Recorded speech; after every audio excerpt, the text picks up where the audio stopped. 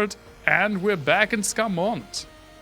Not gonna lie, because it's been so long, I had to look up what happened last time. We beat the devil, I guess. It's like Immolus. Looked a bit like 8-bit Teostra from Monster Hunter.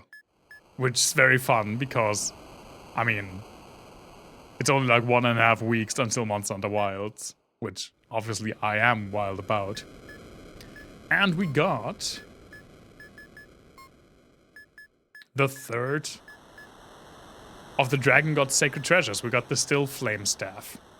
Now, I did really have to dig deep into what the fuck we are supposed to do now. Because this is a dead end. But in the labyrinth, you know where the angels roamed around that constantly were kicking our butt? That's where there was a room that pretty much told us we need another dragon treasure. So let's just get rid of this place and go back to Scarmonde. I hope you all had a wonderful week so far. Mine was kind of stressful. As you might have been able to tell from my little intro rant there. Not gonna lie. Okay, Boomblade. Before I sell anything, let me check the equipment. Oh, it's worse except for max HP, luck, and agility. Okay, that's probably what he had before then.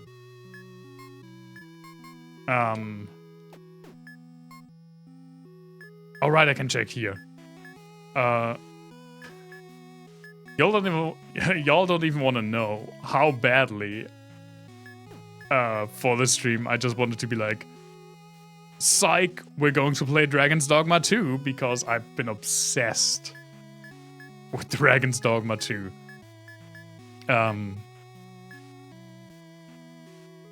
Your office days are done. I wish my office days were done. My office days are never done. I have a full ass multimedia system installation to look forward to. I can do a little bit of Dragon's Dogma showing. No, I'm not going to derail this stream, which only started like a few minutes ago and hasn't happened in a month, with showing off my current hyperfixation in Dragon's Dogma. I'm not gonna do that. This looks pretty good, right? Less magic attack, less magic defense, but everything else, I mean physical attack, but Koma's not really our physical attacker. He's not our damage dealer, he's our tank. He is like, his aggro stat was like 1400% or something. Protect gloves. They also look better. Looks like after we beat Immolus was his name, we did get some better equipment unlocked here. Koma is, yeah, I mean, he was until I made it impossible for him to love. Which was one of the most cruel things I've ever done in an RPG. Let's check for Semi.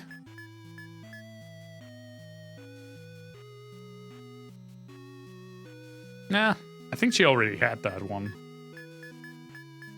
That's just straight up better, so sure. That's also way better.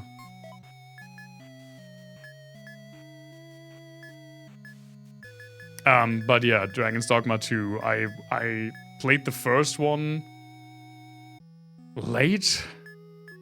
Very late, like a few years ago. I think everyone can use the protect gloves, right?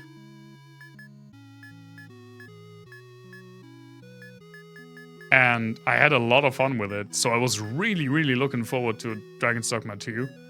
And that game just completely, it just didn't work for me at all when I had my PC issues. And it took A year? I mean, when did Dragon's Dogma even come out? Dragon's Dogma 2. It was like a year ago at this point. And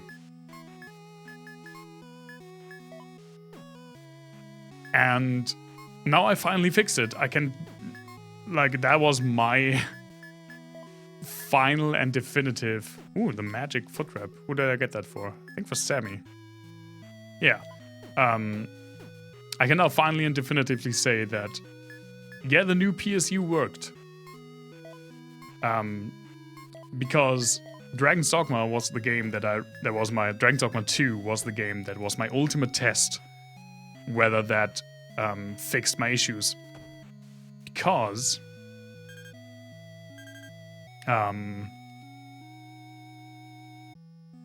while other things that were constantly crashing my PC or crashing software occasionally kind of worked or worked for a limited time, like Path of Exile 2, I could play for like an hour and a half before it would crash. Dragon's Dogma 2 legitimately never worked. Never. And now it runs flawlessly hours on end. I have almost 30 hours in the game and I'm loving it. I love even the bad things about it. Like, I haven't had a single aux card that was not glitched. And I think it's hilarious, but I get why people were kind of disappointed. Okay, now I did get my Dragon's Dogma fixation out of my system. Let's see. Boon's Power Slicer. That is better, but except for the attacks, I guess.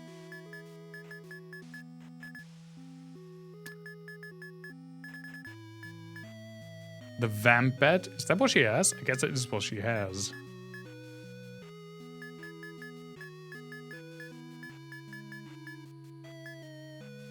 Why is that so much better? Oh, it boosts... okay, it boosts healing magic. I mean, that would be great, but I use mainly... attack magic. Okay, I think no new weapons for us this time. Yeah, we should definitely go to the inn, and we should definitely get some consumables. I haven't talked to these people. I should remember that I have to talk to these people occasionally. We doomed our very souls in coming here. The voices now come in waves, and they scream at me. Of how helpless we are and the futility of our search. My mind is becoming clear, but it is driving me mad. I have only one wish, and that is to awaken from this nightmare. I'm sorry, man. Sucks to be you. I'm having a blast with this game, even though I didn't play it for a month. But when the developer said this was a short, very short adventure, I expected more like 10 hours. And now we already have 15 hours in the game. And I think we're like 3/4 done or something like this. Yay for clear minds driving one mad. Aw. A sacrifice is required to reach Scarmonde. To attain a power beyond mortal comprehension, we must shed our earthly hosts. Our soul persists within this nexus. For every arrival, the depths grow deeper and more labyrinthine? Labyrinthine. I thought it was labyrinthian. Oh, never mind. These answers appeared in my mind as if placed by some unseen force. By Limdale? That is a possibility. Maybe it's both. It probably is. Oh, wait. Never mind. Wait. Labyrinthian is the dungeon in Elder Scrolls. Like the ruin structure in Skyrim. Like the province Skyrim, because Labyrinthian also appears in Arena. Give me all the healing herbs. Well, maybe not all the healing herbs.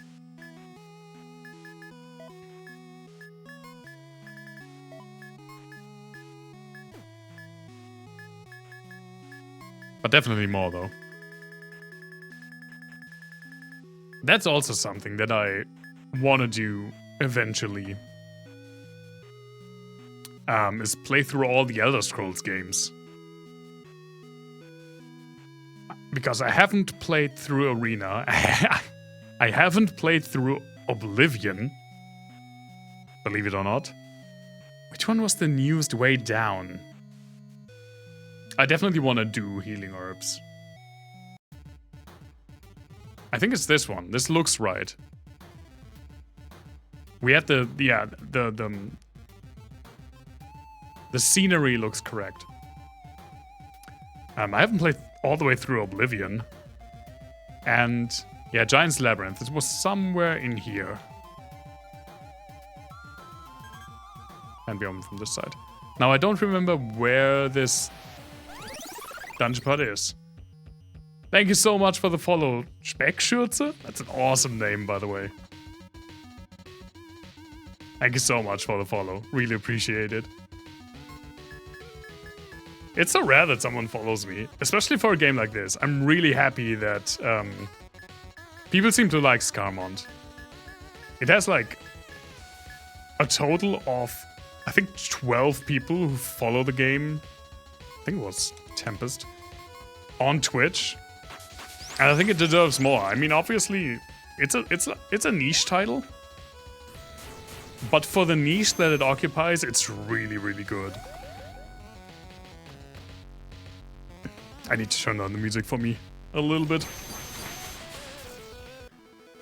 Yeah, as I said, I haven't played all the way through Oblivion. I haven't played Arena at all. God damn it, another gate.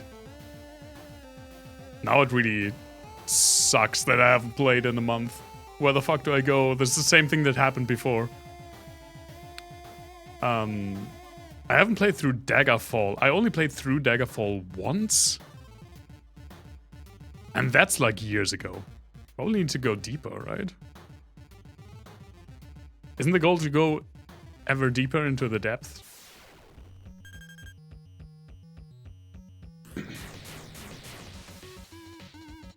Oh, you follow me on Blue Sky. Hey, Nathan. That's something that I can pinpoint. Glad you could make it. Really appreciate it. It is a lot of fun. We've been playing it for a while now. I haven't played in a while, which is why I'm very confused where to go. But it's basically a like very classic JRPG style inspired, or like 8-bit RPG inspired game.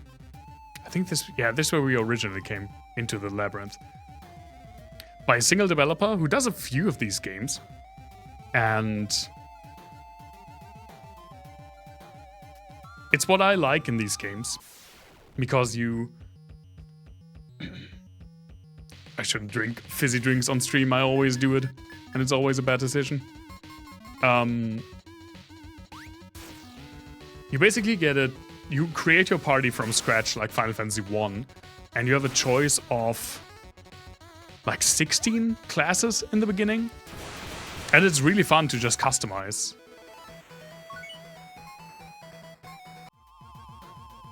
Some people look up your WhatsApp trying to find some.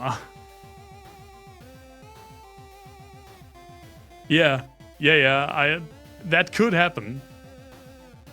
This looks good. Or this is no. This leads into the temple. Right? There were multiple things into the temple. But I think where we needed the dragon treasure was still in this labyrinth. You are a sub-thief. We did have some subclasses already. I don't know if you can even see it here. Probably here, right? Yeah, you're a sub-thief. Hunter sub-thief. I don't have a subclass yet. Who did get a subclass? Was it Koma? Yeah, he's a sub-dusker or whatever that is. Semi and me don't have a subclass yet. This looks good. Yeah, okay. Labyrinth transition. This is where we wanted to go. Just take the top class? I mean, I don't think there's a top class. You hold the still flame staff aloft. And a powerful burst of fire dispels the illusion, hiding the stairway leading deeper into the depth.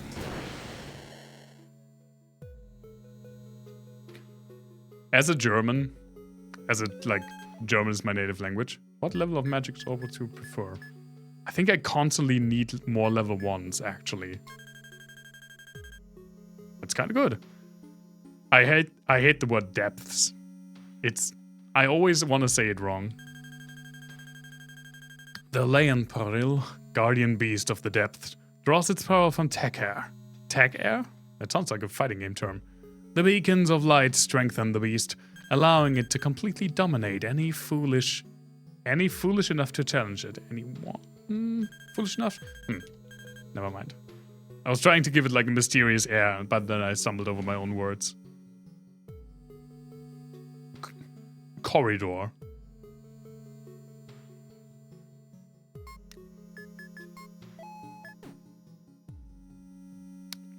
I'll be back for you.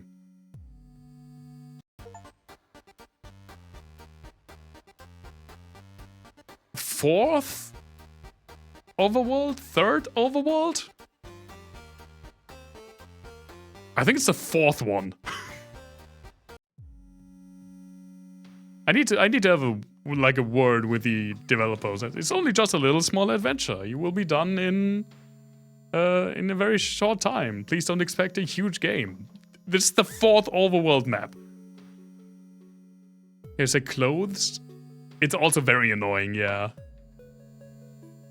Det is very easy though. It's just D-E-T. It's det. You don't say the B. But depth.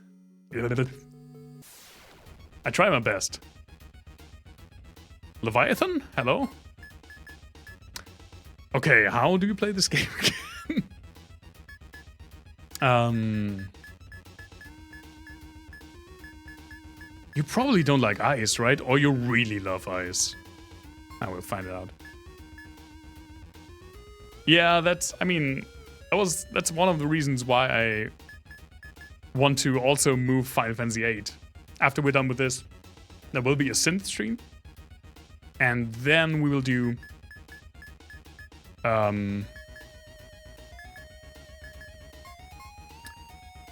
then we will also play Final Fantasy VIII on Wednesdays, because then A, we get through Final Fantasy VIII faster, and B, we don't really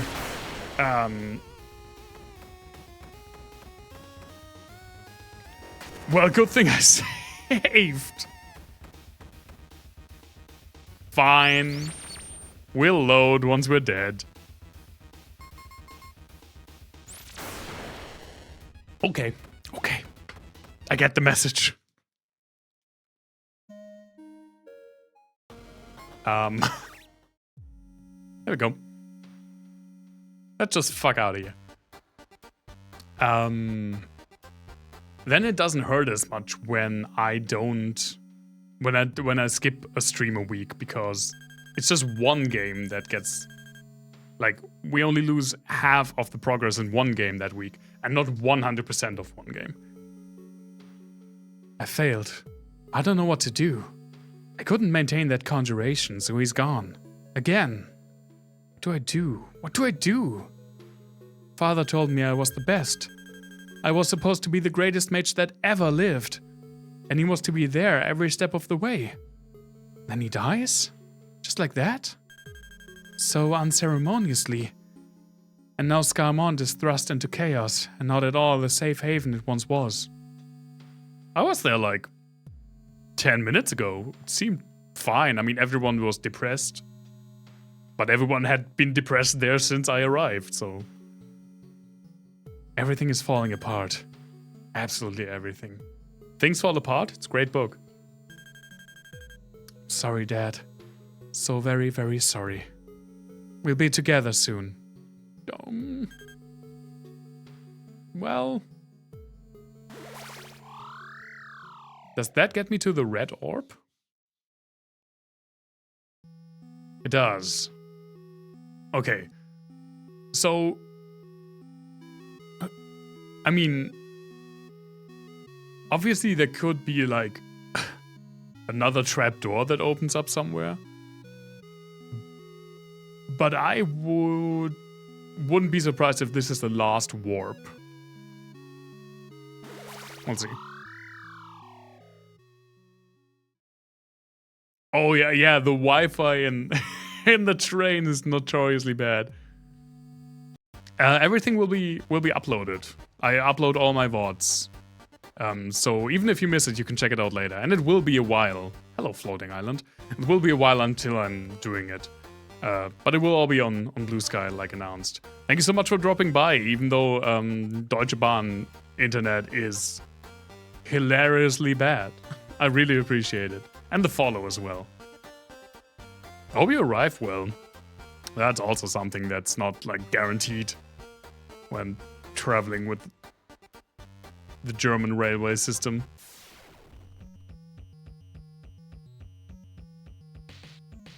I'm not sure I can show this.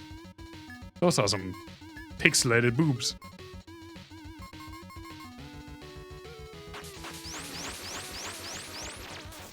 Oh my god.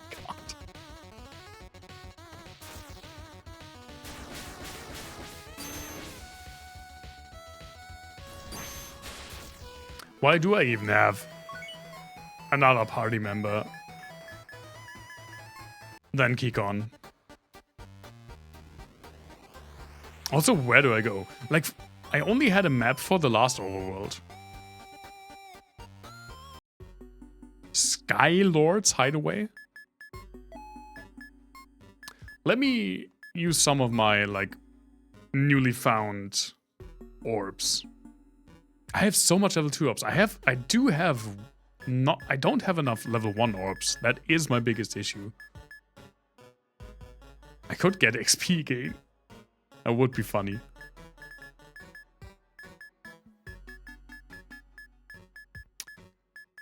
Not sure if I want to do anything for me, actually.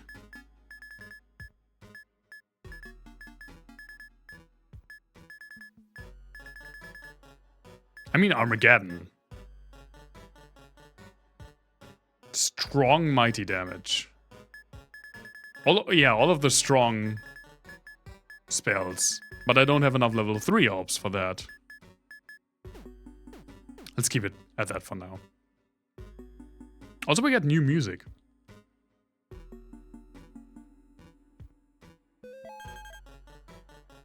Kronos Ring. What does Divine... What was that? Not Divine Dew. Wonder Cure? Oh. Right.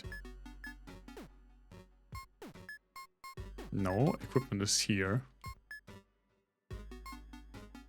What was that Kronos Ring? Oh, I already had one of those.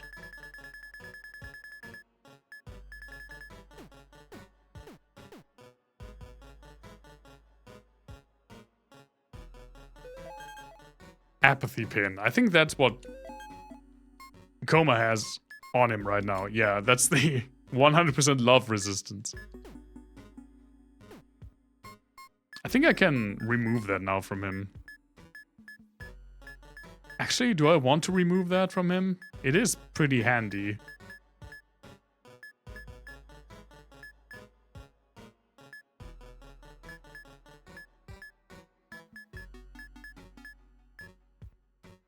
But these are also really good. Actually, yeah, physical attacks will have a 50% to inflict love.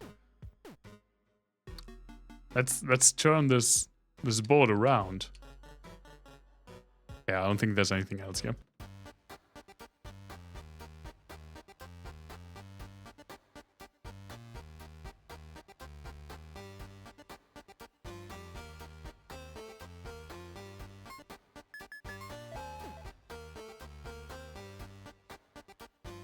I am really looking forward to doing another synth stream. It was very fun, albeit stressful, the first time. I did figure out, by the way, I don't think I talked about it anywhere, but I did eventually figure out what the issue was. With my two-voice patch not working. I thought it was my analog oscillator that went out of tune, but it wasn't. That one stayed absolutely in tune, 100%. It was my Platts clone that I had to recalibrate because, especially over like 2 octaves, it was shifting wildly. And I just didn't... I didn't expect that to happen because I was under the impression that digital oscillators are relatively like tuning stable, which they usually are, because they don't have like moving parts, or they don't have parts that can be like really influenced by temperature and moisture and stuff like that, unlike like analog circuits. But apparently the Platts firmware is kind of notorious for occasionally needing a recalibration. But yeah, I'm really looking forward to another synth stream. But the next big synth thing that will happen... You a boss or an NPC? You're probably a boss, right? Let me save. And let me use some healing herbs. The next big synth thing, that's annoying to say, that will happen is the release of my EP. There's also new music.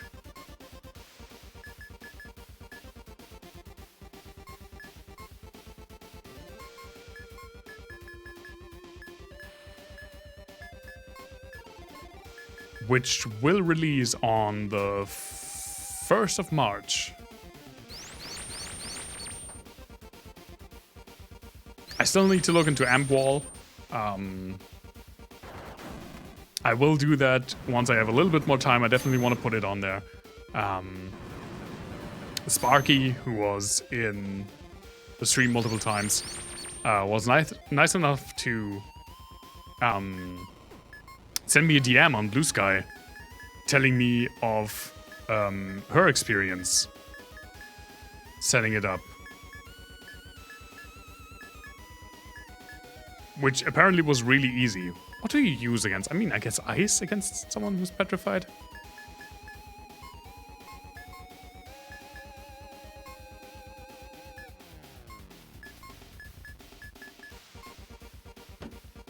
The Dreams, yeah, Dreams EP.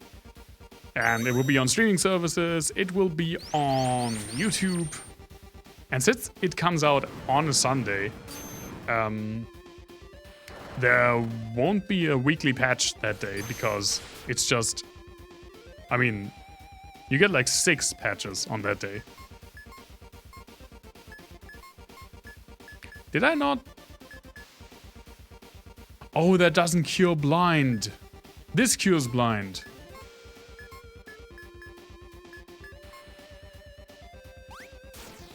Well, okay, that was way less involved than I thought it would be.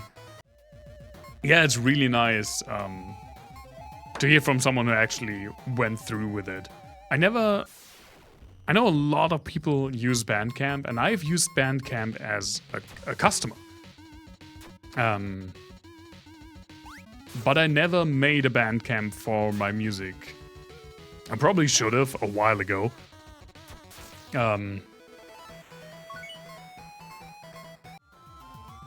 But I use... It does sound like Bandcamp. But I mean, I use streaming services for most of my music listening. I know that has some issues. I at least don't use Spotify. I use Deezer, which is at least marginally better when it comes to like payouts and stuff. But I have also bought albums on Bandcamp and then uploaded them. Not like for the public, but Deezer gives you cloud space just for yourself. Which is really, really nice. But I haven't looked into Bandcamp, I haven't looked into Ampwall until now, and now I can't manage both though. So I'm going with Ampwall because I heard a lot of good things about them. And there was some like... controversial thing about Bandcamp. I really need to find that post again. Because that's the only thing that stuck with my ADHD brain, was that apparently something fucky is going on with Bandcamp right now. I don't remember what though. It might not even be true. But I decided just on Amp simply because I can only handle one thing.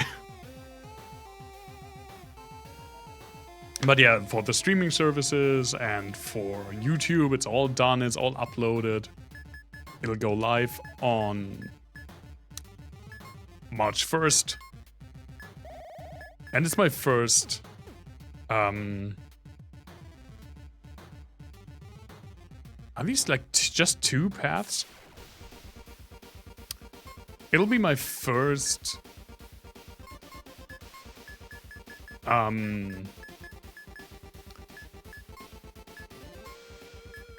like coherent patch over multiple patches.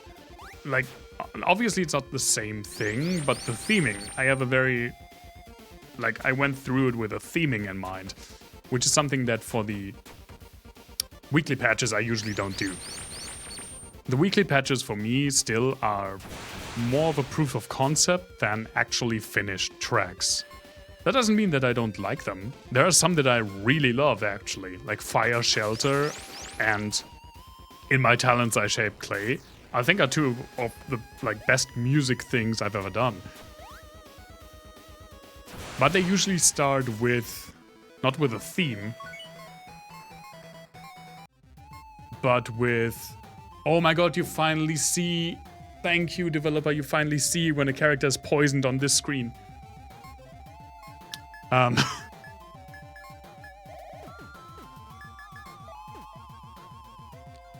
There we go. Level 3, please. Thank you for posting the link, Kikon.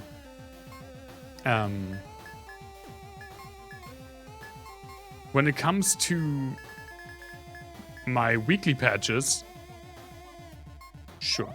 I usually start with like a technical idea. What the fuck are these? I haven't seen half of these characters, these enemies yet.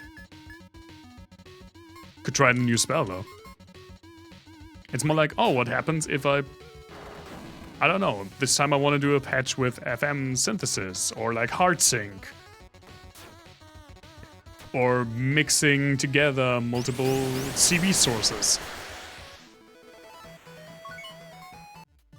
That was nice, but now I don't have any MP, and I'm extremely useless.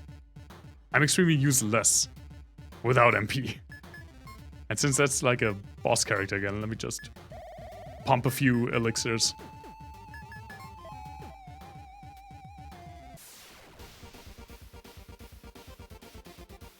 I feel like we've seen these before.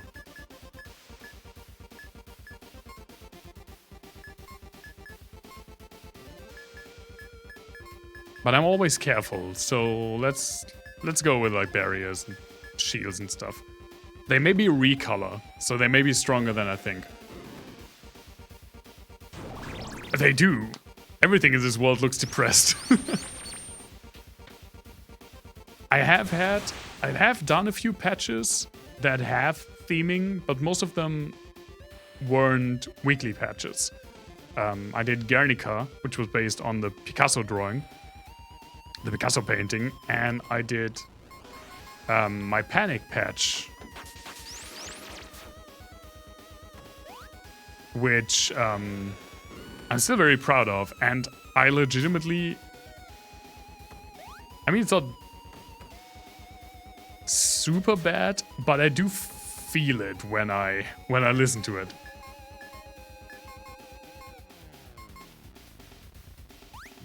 Like, I immediately get a little bit of chest tightening because it's based on my experience with panic attacks, so it's kind of similar to those. And I do want to do more themed patches because that's what I really love to work with.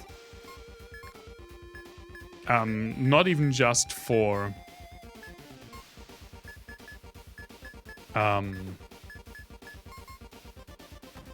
no! There we go. God damn it.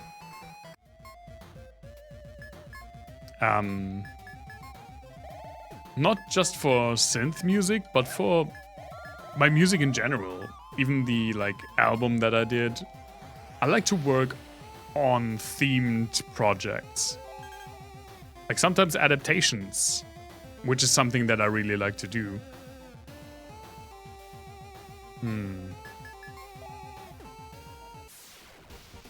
Like my Goats Remains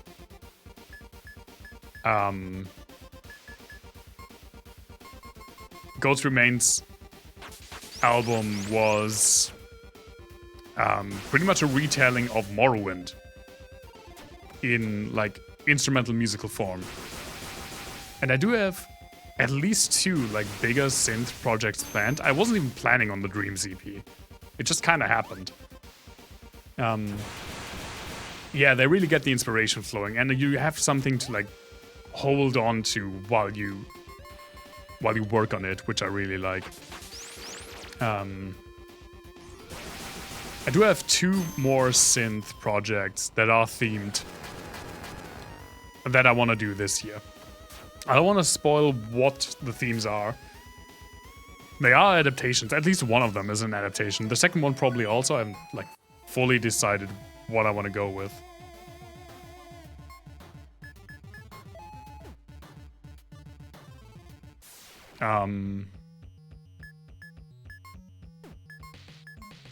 Sure.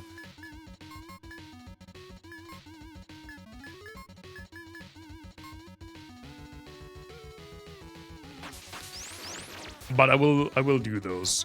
And I mean, I talk of an EP. It's 6 because it's 6 tracks. 6 tracks isn't a lot. But it's like 75 minutes in total. Because all of those tracks are between 10 minutes and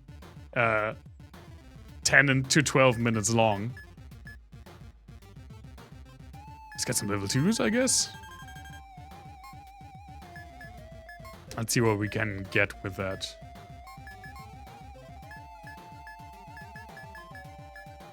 Magistep. Target will evade magical attacks. That sounds awesome.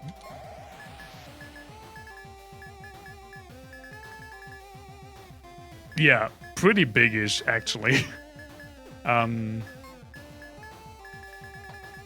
But the other 2 that I want to do this year, I describe as full-on albums, because they will be longer. Like the one that I have pretty... like I have a lot of like prep work already done.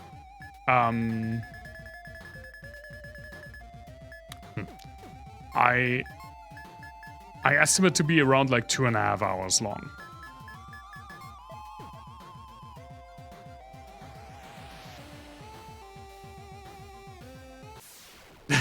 Maybe. There's also another thing that I'm looking into. Another musician that I follow is maybe planning a like live streamed synth music festival, which would be she wants pre-recorded music, like finished videos, which is totally fine. I understand that. It would be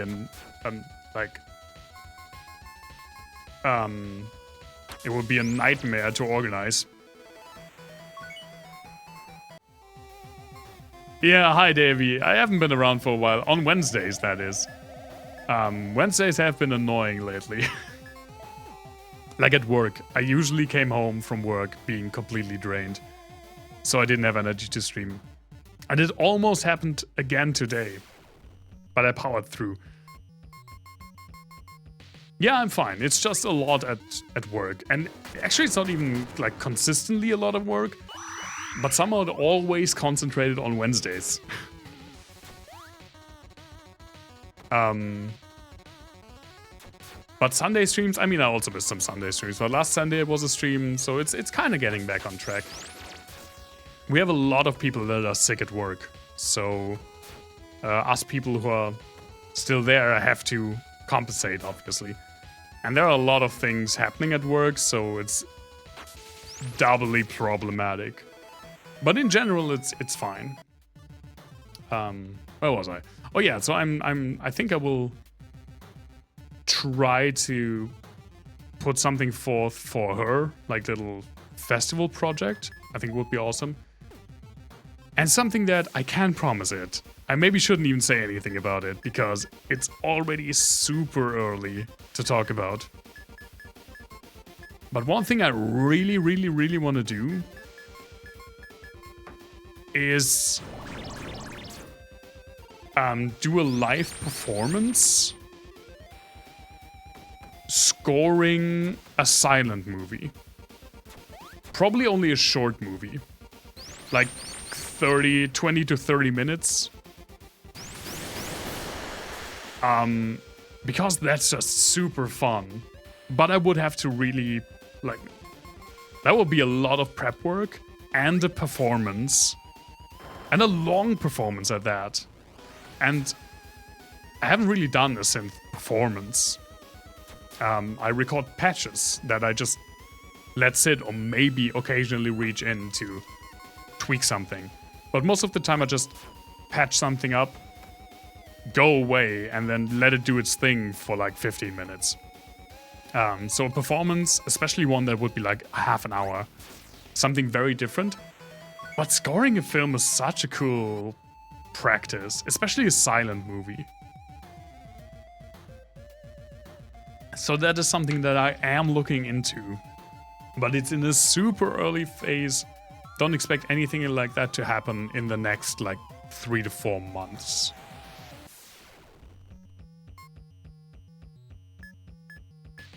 You're fit and healthy too? That's awesome. Glad you are. We have a really, really bad like flu season in Germany.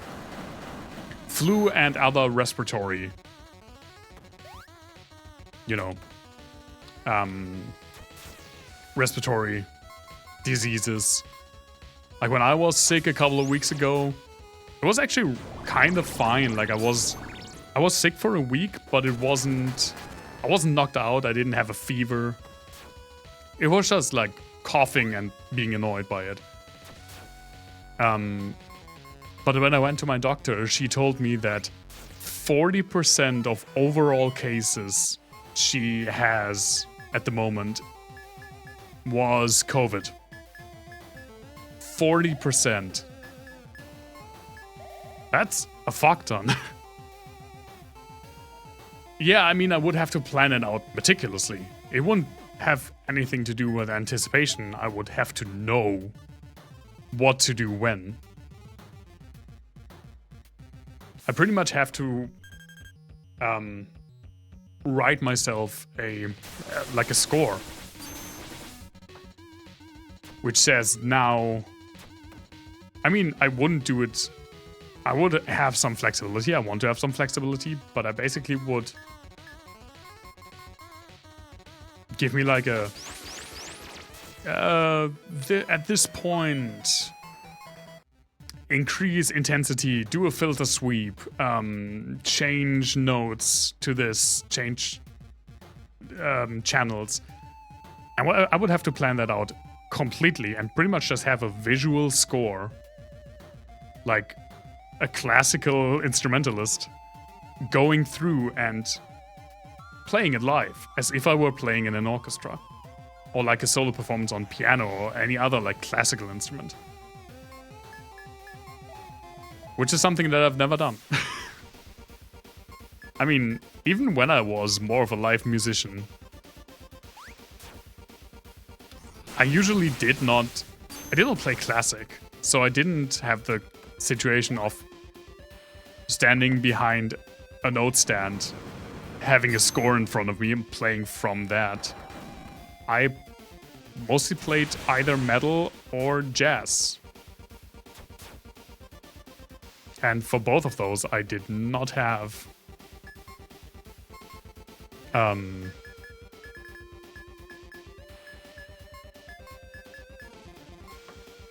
I did not have any like score in front of me. And a lot of it was improvisation, which I absolutely would not be able to do for a 30-minute performance tied to moving pictures. COVID is so 3 years ago. I mean, if you ask me, we're like in 2020 part 5. 2012 has never ended.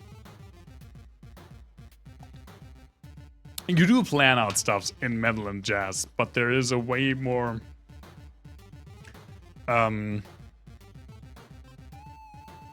organic feel to the music, which is not to say that classic music isn't organic, but especially like film scoring has to be very tight because it has to fit to what you see on screen, right?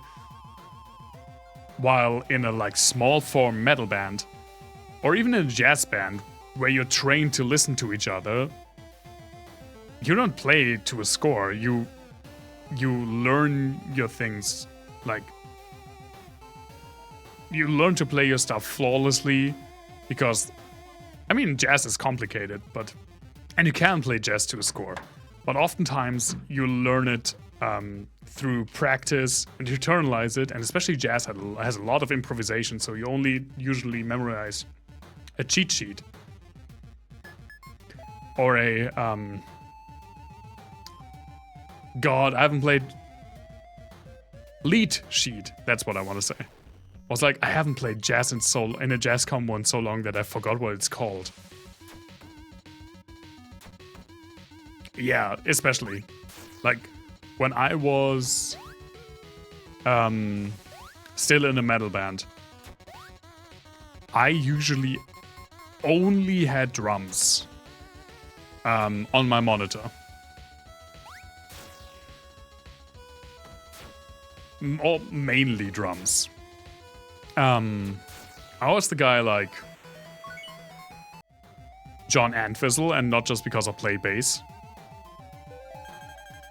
Who's that little guy? Because John Entwistle was known for, like, his nickname was the Ox, because he would just stand in the corner, just like be by himself and just stoically play down his parts. And that was pretty much what I was. I was never like a stage person. I don't feel uncomfortable on stage. But I get up there and I play my thing. I don't do a lot of interactions. And so I can focus on the music around me. And since I only played small venues, I didn't really need a lot on the monitors. And since I knew our songs pretty well, I pretty much could just play along to the drums. And I didn't even need like vocals or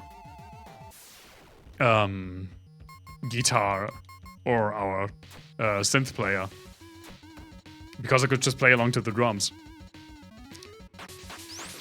I did play music pretty much the same way I listened to it, yeah. I mean, at a concert. Yeah, at a concert I'm also the guy that just stands there and hears. And sometimes I sing along, but I don't really like go into the mosh pit anymore. Have I tried in-ear monitors? Not as the musician. I've worked with in-ear monitors when I still did like theater stuff and general like musical performances as a front of house mixer, like as a sound mixer. You do not and cannot comprehend the consequences. Complete and total erasure. Oblivion. Yet still you and your ilk are insatiable drawn to it. Satan? Is that you?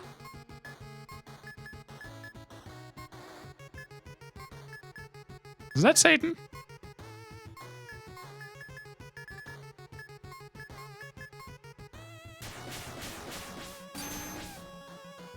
That wasn't a lot of damage.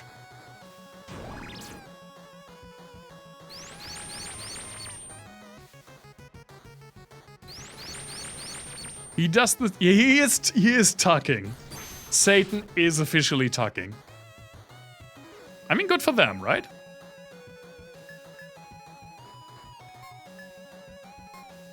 You prefer having a monitor in front and getting your own personal mix? It's called tugging? Yeah, it is. You didn't know that?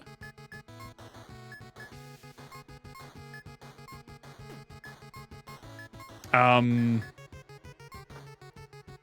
mean, you can get personalized mixes in in-ear monitoring systems, depending on, like, simple systems usually don't have single channels for every earpiece, but a lot of professional systems do, because people need different mixes, even for like in-ears. What was Dusk Strike? Absorb HP. That sounds nice.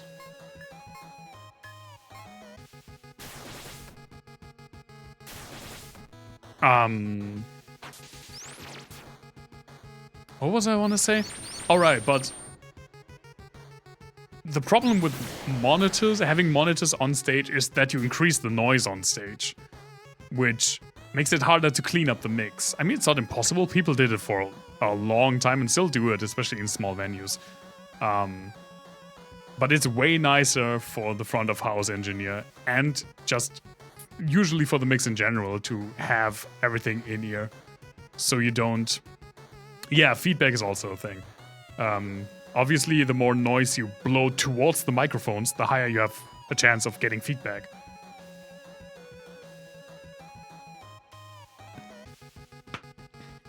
But it's fine. I mean, people have mixed with monitors for a long time. A lot of people have gotten really good at it. Like, most engineers, I think, do know how to correctly mix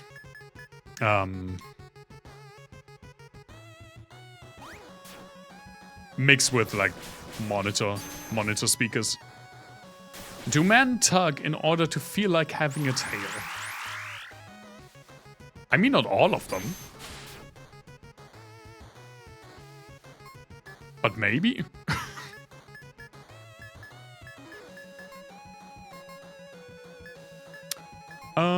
Sure. What is weaken? Oh, shatter. Lowest magic attack. Why not? Regenerate.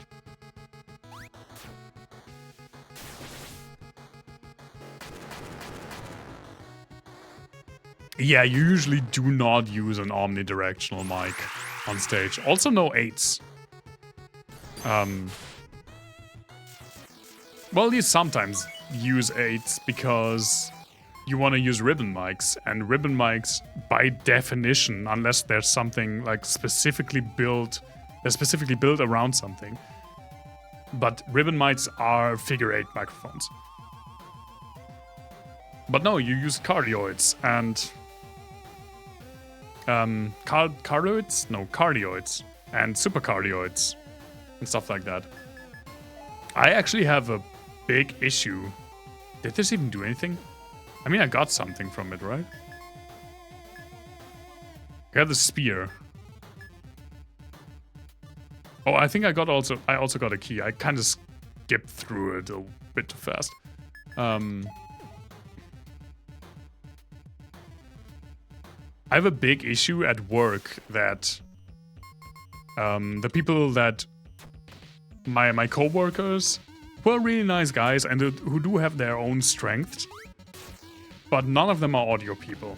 And especially the people who have been there for like 20 years, they are definitely not audio people. So in a lot of our like in a lot of our rooms, our halls, the speakers are on the back side of the wall, so like behind the stage.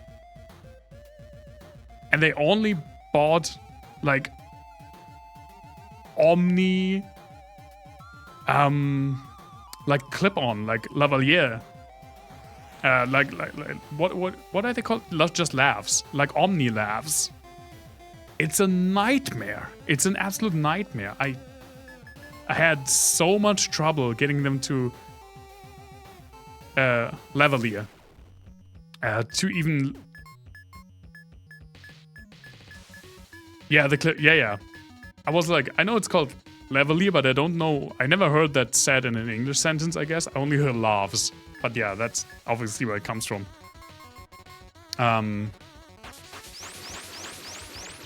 It was a nightmare to get them to even ever so slightly not feedback immediately. And now I'm just trying desperately to replace all of them with cardioids. Which is annoying because money, mainly. You've been doing really well this year. You already did one show in January. You talked about that. You have 6 booked. Awesome, man. I'm glad it's working out for you. It's always... I mean, I don't plan on joining a band again. But even I gotta admit that when it finally clicks and you're on stage, it does feel pretty good. Even when you're only playing to like a crowd of 50 drunk people, which I have multiple times. It was still a lot of fun.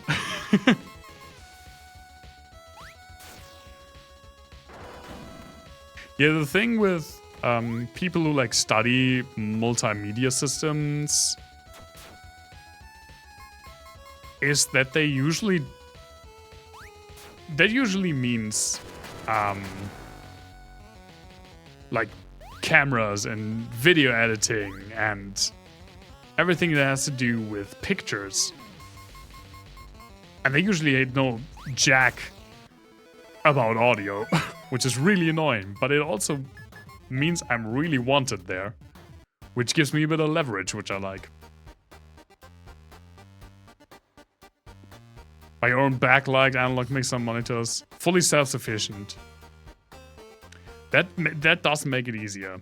I mean, as long as you have someone who does a little bit of front of house mixing, you can just play in a lot of venues, which is awesome. And yeah, birthdays especially.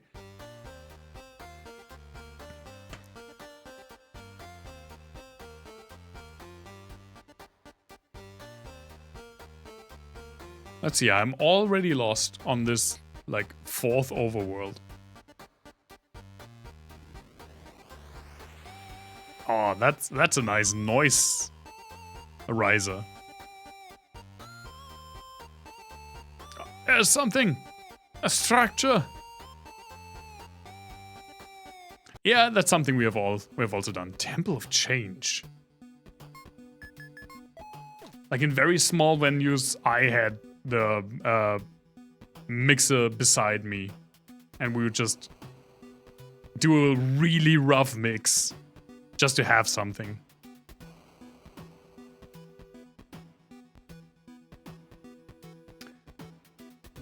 I mean, that's also kind of charming, right?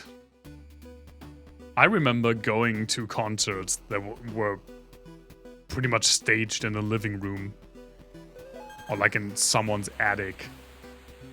And it was really crammed. And you pretty much didn't hear the music per se, but you felt it. And those concerts are not really... I mean, they're also there for the music, but they're mainly there for the feel. And that doesn't mean they're worse concerts. They just give off a different vibe, and they fill a different niche.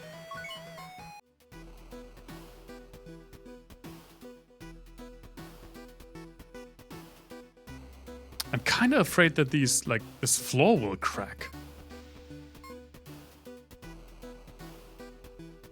Ugh. Do you know it when you have like a burp that's sitting right here and the bastard just doesn't want to come out?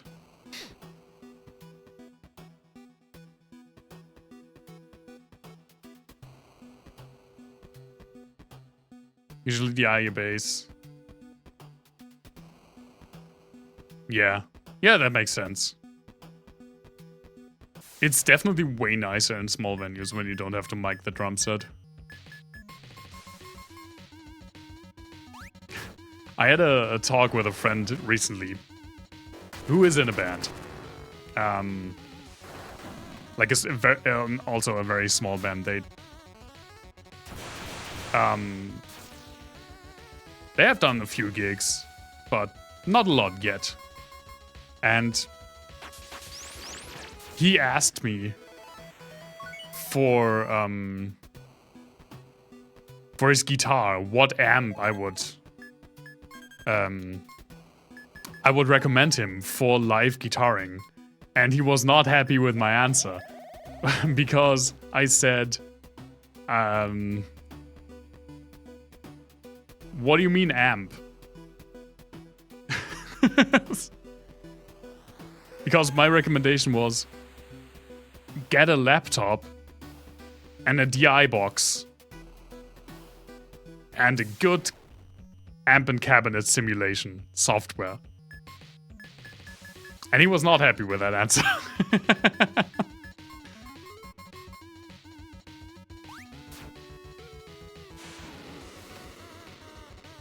You only got a 100 watt cap. Yeah, that's not a lot for bass, but I mean, if there is at least a little bit of a PA system, you just go with that. Anyway. Even really, really cheap and crappy PAs nowadays are good enough to handle a lot of things going into it and giving like a good sound staging. So I wouldn't even recommend... I mean, obviously I still recommend amps for practice and for recording and for specific situations where you don't have a PA. But if you just ask me what is the best guitar amp specifically for live concerts, for live playing, it's just not an amp today in this age. It is a cabinet simulation. Like a good, clean cabinet simulation, a decent DI box, and you're way more flexible, your signal will be way more clean, making it really easy for this audio engineer to stage you correctly. What you need at the eye of a simulation is an amp cabinet. Not necessarily, but depending on the length of your cable and whatever you're running over, especially in like smaller venues that usually don't have like great like ground protection with their electric circuits, you could run the risk of getting buzz from your guitar to your laptop. And obviously then you would have the buzz in the entire signal chain. Because usually, I mean, especially when you play like rock, and with rock I mean everything from rockabilly to post-black metal, you don't want to have the laptop on stage with you, so you need to have at least a little bit of cable length. And that is where you can get, like,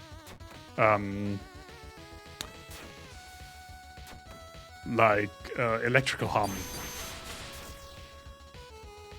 I was about to say 50 cycle hum. I think a lot of people would be confused because in America they call it 60 cycle hum because they have a different electrical frequency than we do.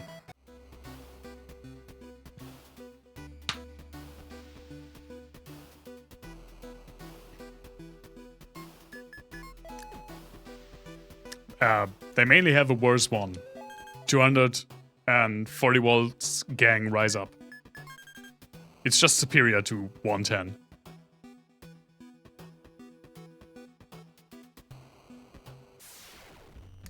I mean, I wouldn't necessarily put the DI box in the signal chain every time, but I would have it in my kit that if there was some ground hum, like electrical humming that would get picked up, I could filter out. That I just have that option. Because 20 meters, I mean, it doesn't need to happen. Most of the time today it probably won't. At least when you're playing in a country that has ground fault protection in their, like, in their building circuits. America. What do you mean you don't have ground fault protection? What is wrong with you?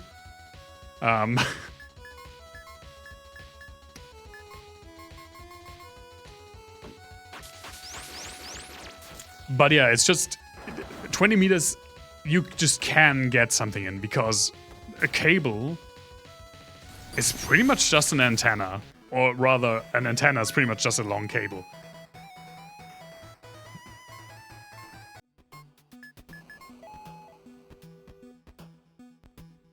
Yeah, it's just nicer. Again, it's a way cleaner signal chain.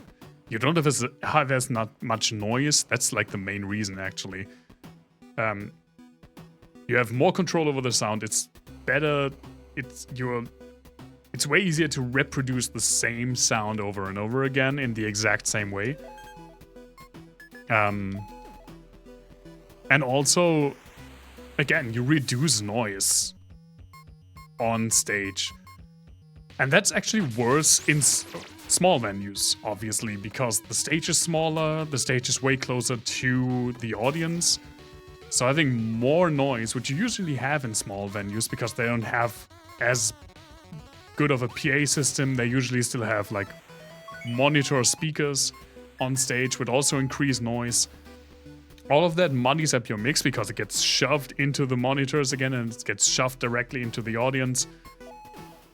And reducing that even by the tiniest amount, like getting the bass through a DI and not having a mic'd up amp, or the guitar, or not have monitor speakers, but have an in-ear monitoring system. All of that, when you have a decent audio engineer doing the front of house mix, will make the mix sound better. Like, I'll be completely honest, I've been to a lot of concerts in my life, and a lot of small concerts. There is no reason, like most of the small concerts, you can't understand the words that are being sung. And I don't mean because I'm listening to death metal and the people like rolling. I don't know if she has. I think she does like when I go on tangents like this. God damn it, I can't move through here. You're doing embroidery? Oh, I do want to see the progress after the stream. What was I saying? Oh yeah, right. Like most of the concerts that I watched in like small to medium small venues, you can't understand the lyrics. Let me be completely honest. I mean, obviously I did like study audio engineering. I did front of house mixing for years before I finally switched off that career path. I did it both professionally as well as for friends. There is no reason nowadays, no reason to have a mix, a front of house mix, where you can't understand what the singer is singing. There's no reason. If you do that and you only hear that a person is singing, you're mixing wrong. And it's what a lot of people do. Obviously, a lot of people that mix in like small venues, they do it like because they're the only person that at least has some knowledge of what to do. You can't expect a fully trained audio engineer at every like 50-person venue. I get that.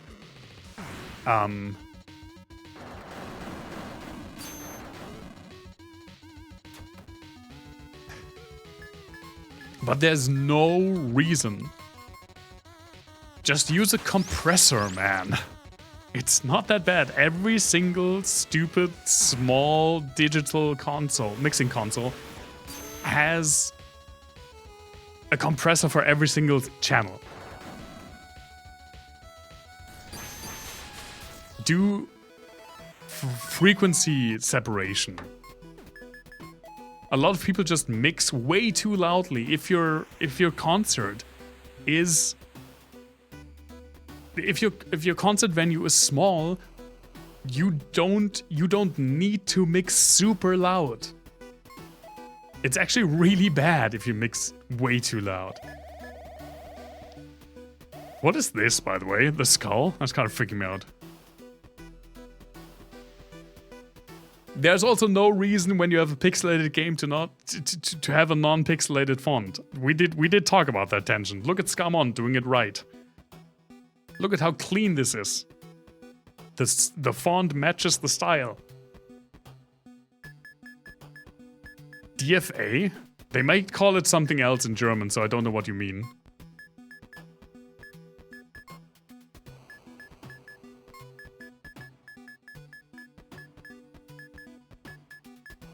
What do you... Is it cursed? It was cursed, okay. I don't even know what curse does.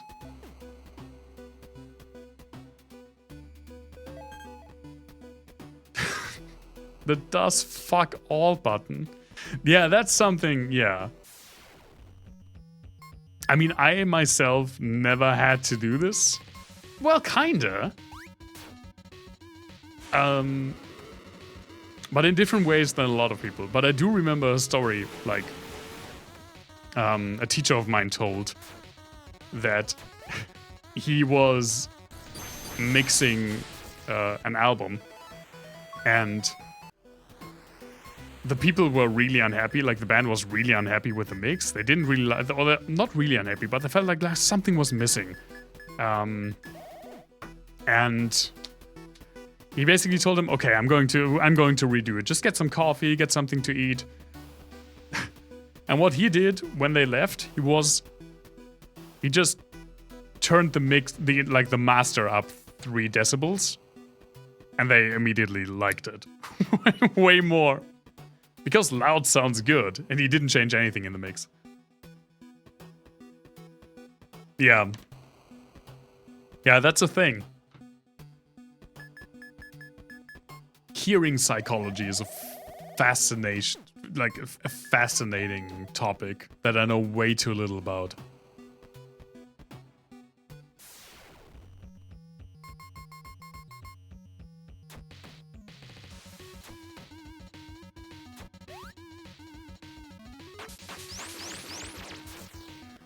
Nice to dance to some 8-bit battle theme again. Doesn't win you many friends. I mean, if they notice. That's the thing about the... What do you call it? Does fuck all. That's the thing about that button. People usually don't notice. Oh, hello. What are you?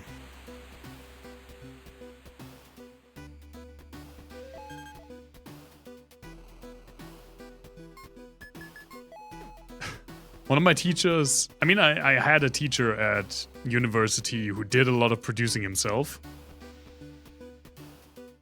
And he also had the situation where he was recording with an indie rock band.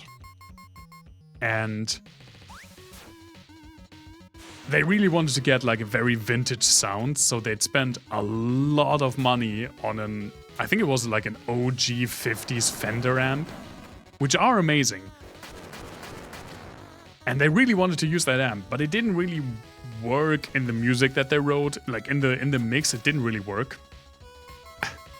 So to not disappoint them, he mic'd up a different speaker, like a different amp that was just like a 150 euro entry-level speaker. Like this big. In a different room, and pretty much just reamped the thing, and told them that it was the very expensive vintage Fender speaker, and they liked it. So he used that, and just let them have let them have the illusion of using the very, very expensive Fender amp. I mean, they probably got a lot of use out of that vintage amp still, because they are legitimately amazing. There's a reason why they're super expensive. They do produce a very distinct sound. It just doesn't work in every single, like, production.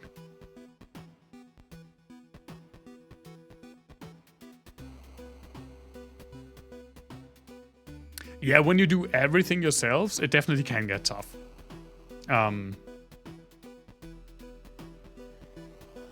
But it's not... I think a lot of people just put the wrong priorities in a mix, like in an audio mix.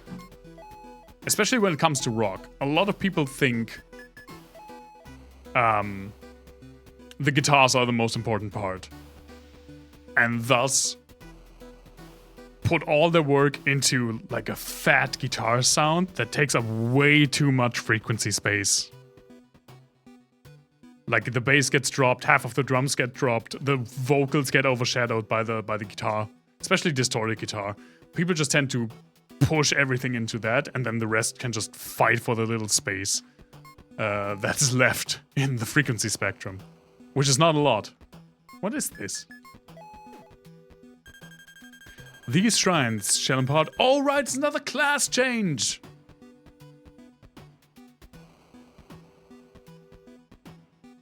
Yeah, one of the best and shortest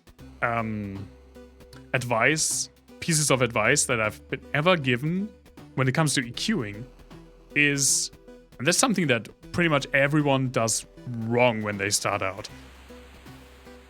Increase frequencies if you want it to sound different. Decrease frequencies if you want it to sound better. That's the core rule that you should apply to every single thing you mix. Don't try to push frequencies, to push them up if you feel like something is missing, if you want to increase something. If you want it to sound better, pull frequencies out, like very narrowly, notch filter style. But if you want to change the sound, then you push in frequencies. Stick to that rule, and your mixes will be way better, both live as well as production. The second rule, that is also like one of the most important rules, is the compressor is the most important tool in sound shaping. Not the EQ, it's the compressor. Learn how to use a compressor. If you would force me to mix a band without EQ or without a compressor, I'd rather mix without EQ.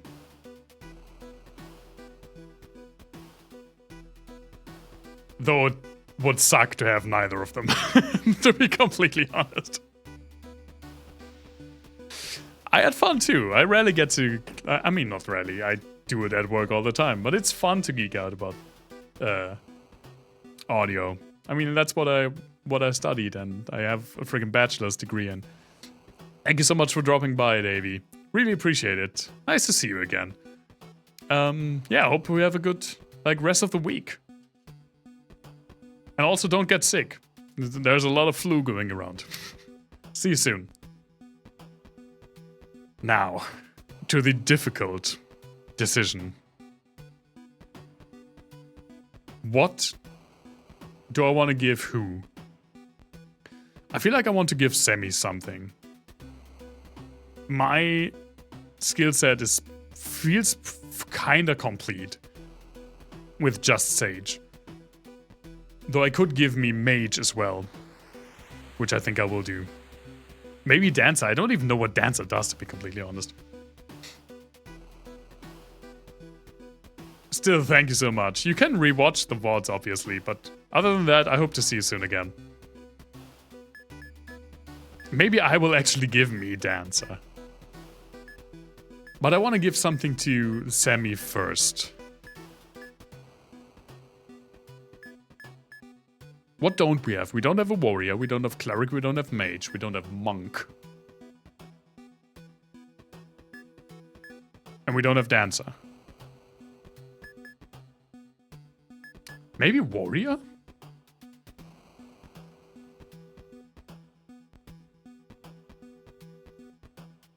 Yeah, exactly.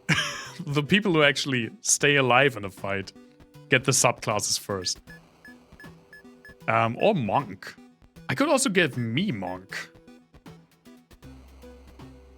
Because I think monk can also be kinda tanky, and I may want to have some more abilities, and especially passives that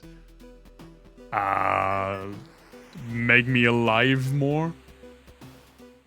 I want all of you to be subs first. Maybe, and what's so wrong about that?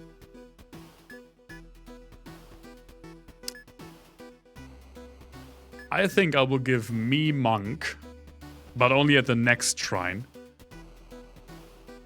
And I will give Warrior.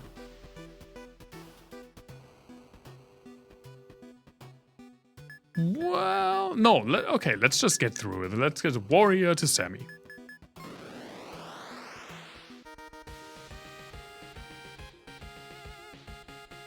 This jingle is so Pokemon. Okay, let's check it out. Sup, Warrior.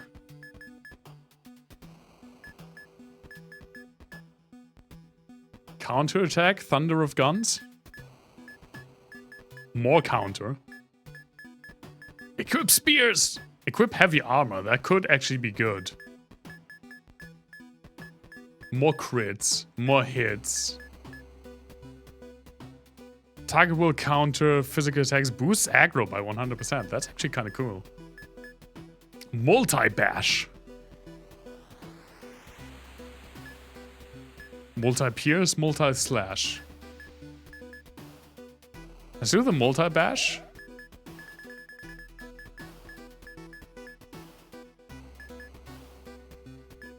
And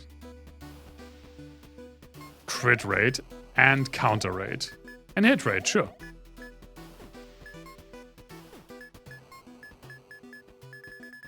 Do you have something from her that I want to get going again?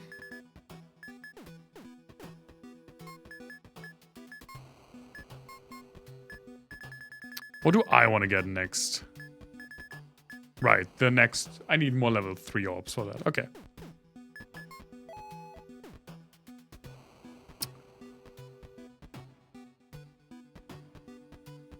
Now I think we're done here.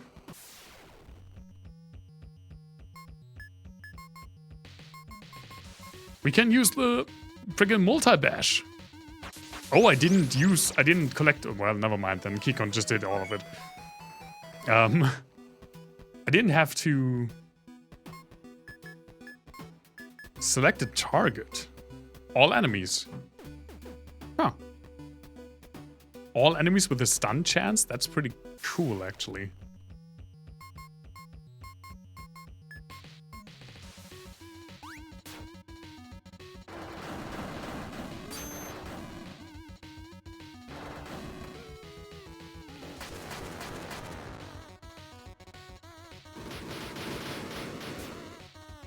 I also really like the sound effect.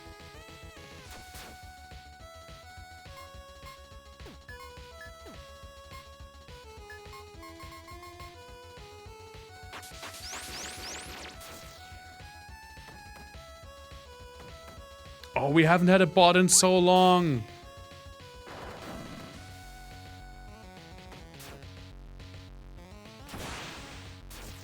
Feels almost nostalgic.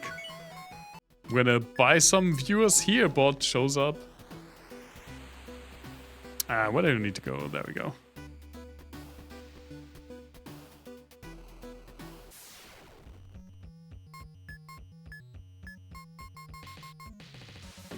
Did you forget where the...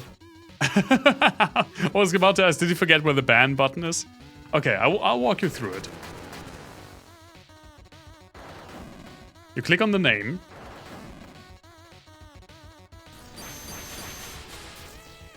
And then you only... I don't get all of it put on. You deleted the message, but not the... you didn't ban the account, which should do. Why don't I get...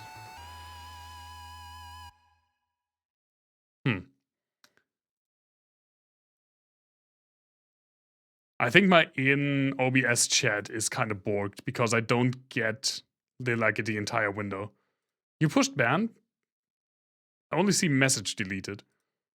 I can definitely still report them though, which is not. Log in? I am logged in. Otherwise I wouldn't be streaming.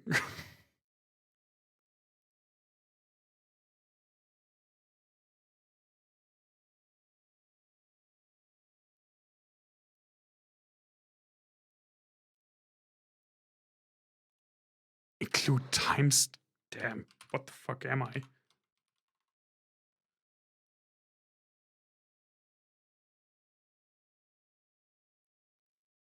Yeah, apparently I'm not logged into my own chat, which is why I can't ban him.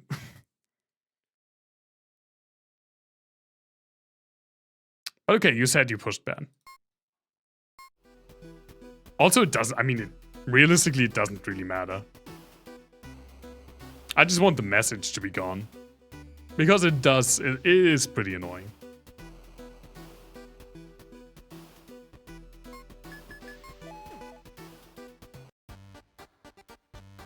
We did already 2 dungeons in this overworld. Now, sadly, I have like no overview of where I have been in this overworld. Because I have no map for this one. I wonder if you get a map for like every single overworld in this game, and I just missed all of them except one.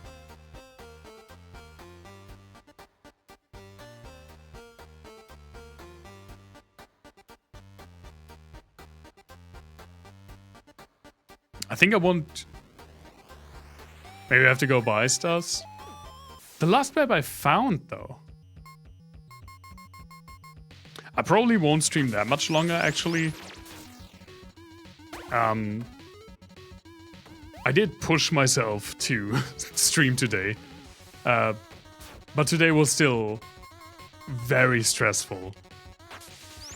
I mean, let me check my step count. What do you do in step count? It's 11,000 steps. Let me remind you that I live like around like less than 1 kilometer from my workplace. And I go by bike anyway. So all of those steps I made during work. So I am pretty exhausted. Stairs! Why is that glowing? Forest ruins. Let's do this. And after that, I'll stop the stream. What did I need? I needed more level 3s now.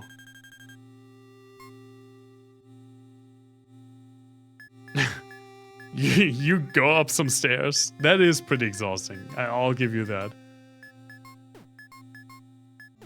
Not only did I do 11,000 steps. Oh, I need more. But I also did like... Oh, that's what... Yeah, right. See, that's what I mean. I'm not really focused anymore. I also rode my bike multiple times to get something, to get like tools. And one time a ladder. So I was on my bike and I had the ladder over my shoulder.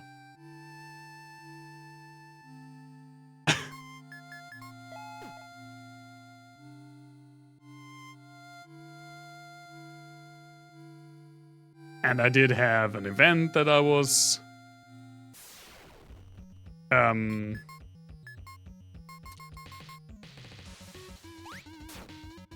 that I had to like be there as technical support while still also helping with an installation and also my death. I hate insta-death moves so much. And also my boss is sick.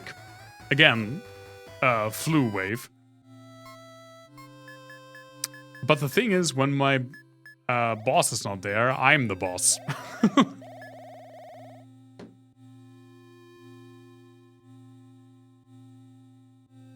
I mean, they do give me extra money to be the boss when my boss is not there, to be the surrogate boss. Surrogate? That's not right. The deputy boss, I guess.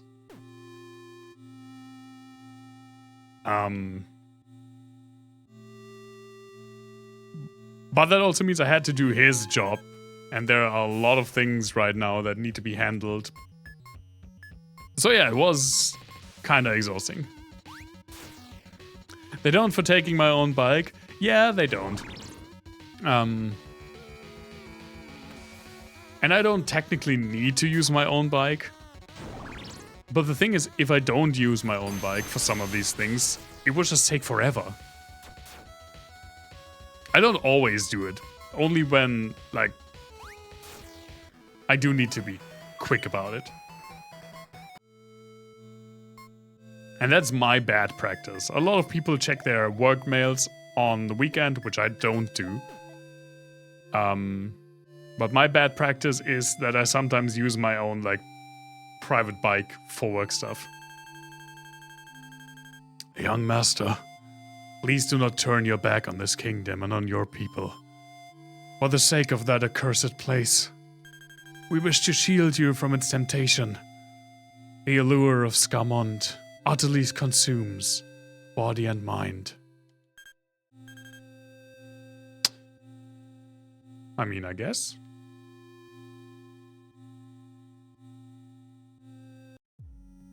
Under ruins.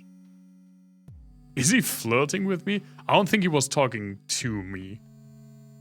I don't think I'm the young master he talked about. But I could be wrong. Maybe I am the young master. I mean, going back to Dragon's Dogma 2, I'm used to being called master right now. Because the pawns that you take with you, they always call you master. And all of them have like really strong British accents, like English accents. So they really sound like master. Don't get too used to it. Oh, I will.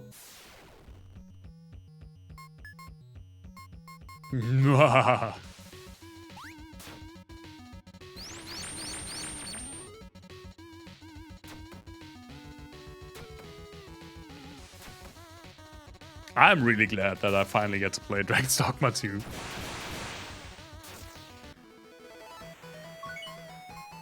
It is, I fully understand and accept that it's like a 7.5 out of 10 game. But it's a 7.5 out of 10 that really caters to my, like, preferences. If that makes sense. Also, I legitimately like how they do traveling. Like, the game got a lot of flack for making fast travel, like, not giving you a lot of fast travel points that you can warp to, and not a lot of items that you need to use to do fast travel. And thank God, I actually have too many. Capcom, you still gave me too many fast travel items. Fast travel kills open world games. You heard it here. Probably not first. A lot of people think that about fast travel.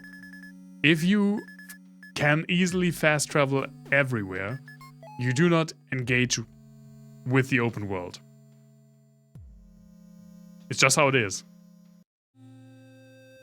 There is a reason why there are places in Skyrim that I just don't know. While at the same time, I can, like, I know every single road and, like, corner and landmark in Morrowind. And it's because Morrowind doesn't have accessible fast travel.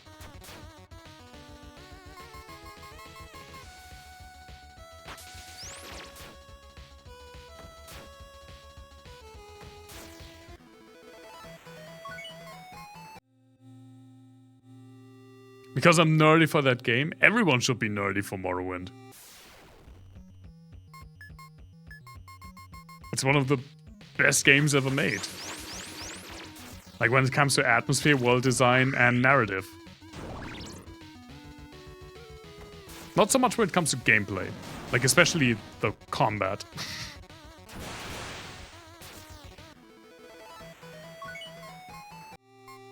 Who's poisoned again? You're poisoned again. Where was the other staircase? Was it up here? It was, right? There it is.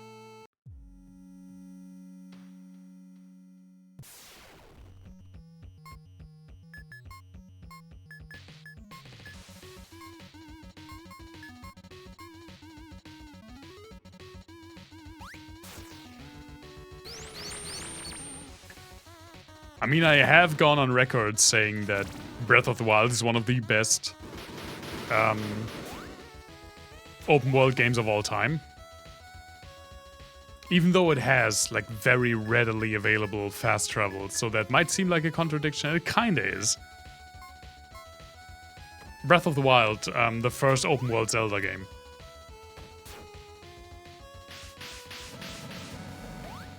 Okay, that was not as bad as it seemed. But Breath of the Wild, the thing with open world games that a lot of people apparently don't realize is that one of the most important aspects of it is how you traverse the world and how you interact with the world. And Breath of the Wild just does it so well. Breath of the Wild does 3 things that completely change how you traverse the world and thus interact with the world. It gives you the paraglider. It makes pretty much every single surface climbable. Hey Sparky, good to see you. I like the red emote. I think I said that last time as well. It makes every single surface climbable, which is... Those 2 things immediately change how you traverse the world. And Breath of the Wild has insanely good conveyance. One of the best I've ever seen in a video game. You can be on the highest mountain, look around you, and you have a lot of visibility range, and you can immediately see points of interest and what they are and what they're for, and thus plan your way around the world. Those 3 things make Breath of the Wild one of the best open world games ever made. And that's the reason it's actually superior, at least as an open world game, in my opinion, to Tears of the Kingdom, because Tears of the Kingdom has incredibly bad conveyance. Because the points of interest for you to explore are not like readily visible for you anymore, since a lot of them are underground. And even the ones that exist in the overworld, there's so much clutter in Tears of the Kingdom that they get obscured. And so it's hard to like plan your routes, and Breath of the Wild is for an open world game an extremely streamlined experience. Like again, you climb on top of a mountain and you see, oh, that's a shrine, that's a Korok, that's a stable, and just go to these different places and you immediately see another point of... I'm sorry, that came out of nowhere. Another point of interest, and another point of interest, and thus you organically move through the world. While in Tears of the Kingdom, it's just too much. I mean, I still haven't finished Tears of the Kingdom. I could rant about it more. It's not a bad game. It's not a rant. I just prefer Breath of the Wild. Vastly, actually. But the main reason I prefer Breath of the Wild lies with me personally, and it's because I, as a person, dislike Ultra Hand so much. I hate Ultra Hand. But at the same time, I can see that it's a great mechanic that gives a lot of freedom, and it's incredibly impressive. It's just not for me. So a lot of my issues with Tears of the Kingdom lie with myself. But the things that I was just talking about the representation of the open world mechanics, that is something that I fully believe Breath of the Wild is just objectively better than Tears of the Kingdom.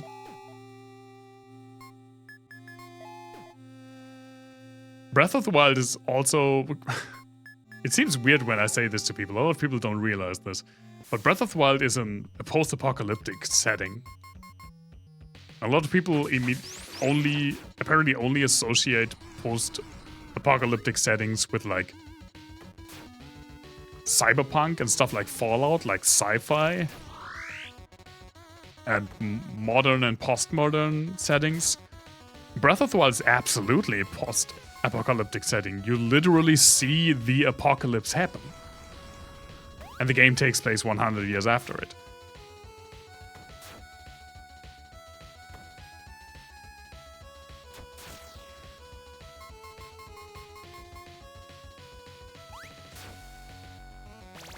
They do look too nice.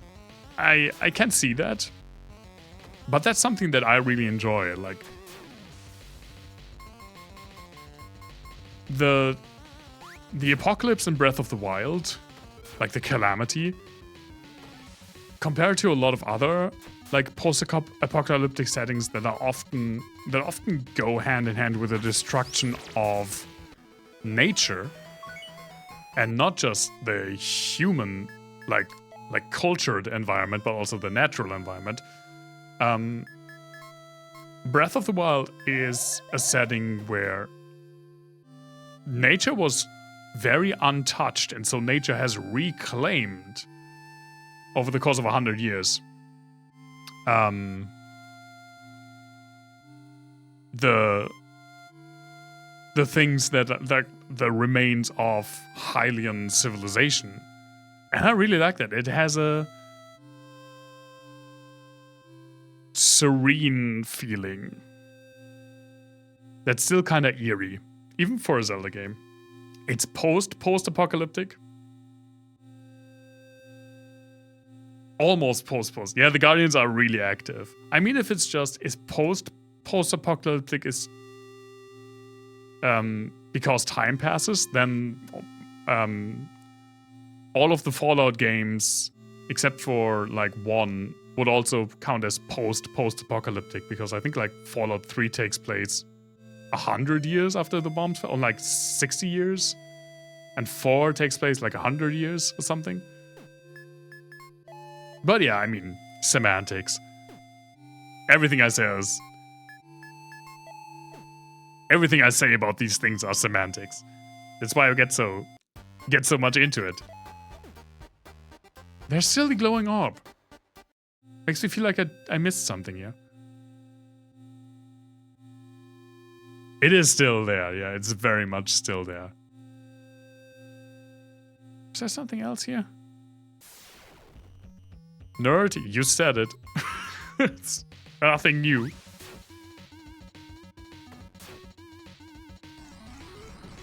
I mean, I've been doing these, like, Final Fantasy short unscripted reviews. And we only have one more to go, Final Fantasy VI. At least until we, like, finish 8, obviously. Then I will do one for 8. But I have been thinking if maybe I continue those with Zelda. Zelda is the like video game series that I know the most about. I wouldn't do it immediately though. It does take time away from Final Fantasy VIII. But maybe in like the near future? I've been thinking about it.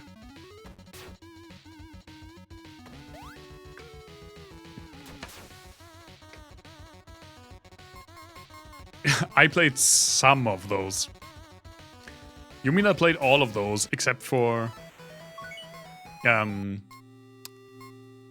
Tears of the Kingdom, which I haven't finished, and Echoes of Wisdom, which I haven't started because I want to finish Tears of the Kingdom first. My single most replayed game, by that I mean like start to finish, not most hours played, but the game I've most often completed in my life is Link's Awakening. With a probably a quite considerable lead, actually. Because I used to play this game every single year on holiday.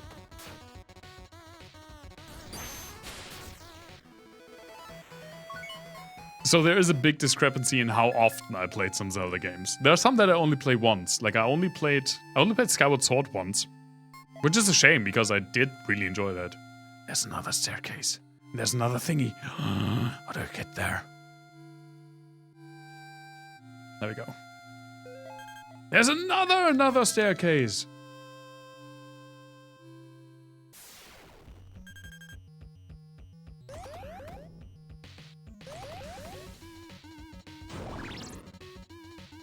Can you stop boning, Coma?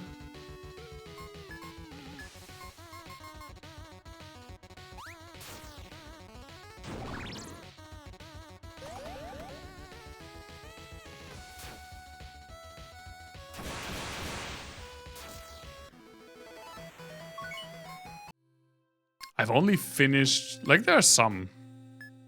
Maybe I will let him love again. I already do let him love again.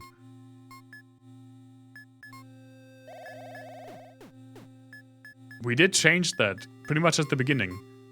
Now, he's able to love again, but not only is he able to love again, he's able to inflict love onto the enemies.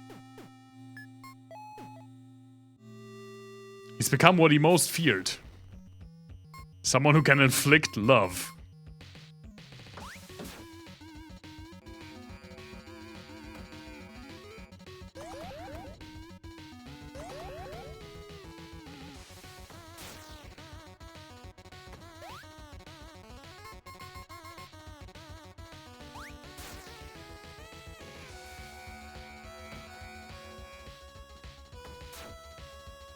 I definitely do feel the exhaustion now, though, Mr. Krabs. What is the game with the most hours? I can only guess. I mean, on Steam it's Monster Hunter World. Pretty easily. Even more easily since you and I put like 70 more hours into it. Over the last, like, 2 months. But I don't think that's it. I think overall, it's probably League of Legends. I don't like to admit that. But I think I have the most hours overall in League of Legends. I haven't played in a long time, but I did play it a lot.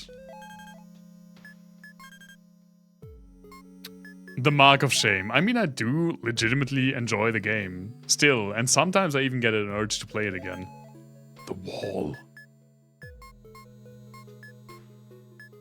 Why is the wall worse? The wall should be the best shield. Why is it worse?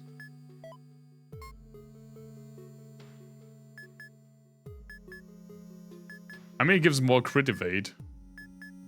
And magic reflect. Ah, magic reflect. Okay. Ah, still. But yeah, obviously, League of Legends, not a great time when you're not, like, mentally stable. Stable enough to shrug off the team chat. Another contender, but I think by now it's no longer #1. Would be World of Warcraft. I mean, there was a long part of my life from like 15 to 19 where I would come home from school, eat, and then turn on World of Warcraft until I went to bed.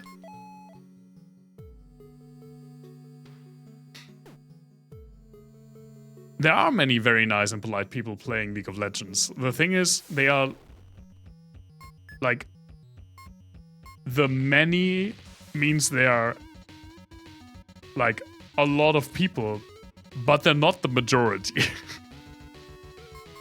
It's just that a lot of people are playing League of Legends, so you will also find a lot of people who are very nice. But they're not the majority. Definitely not. If you play a ranked game, in League of Legends and you don't have to report someone, that's a miracle. That's legitimately a miracle.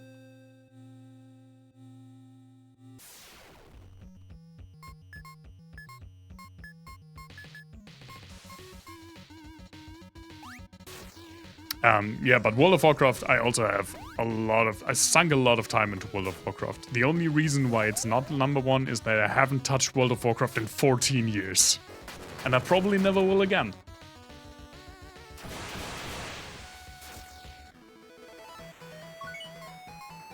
Because Blizzard can suck all of my balls. I will probably never give Blizzard money again. I haven't bought a Blizzard game since 2011. All 14 of my balls. What?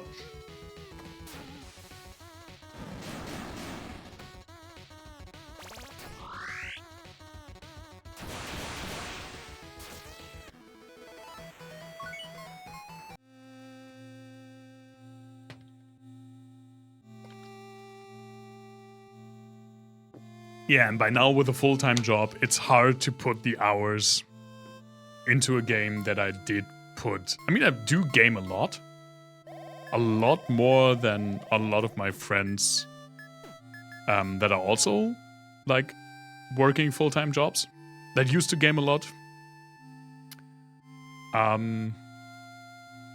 We can attach some extra balls. Hard pass. I'm happy with the amount of balls that I have.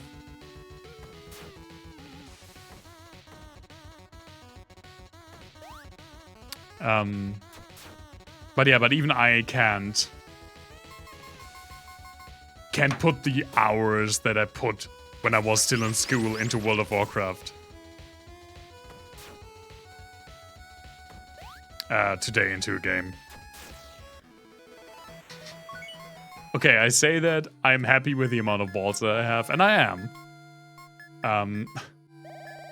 But, and this is 100% just stolen from the Game Grumps, if, for whatever reason, I lose a testy, I will 100% force every one of my friends to refer to me as the Cyclops.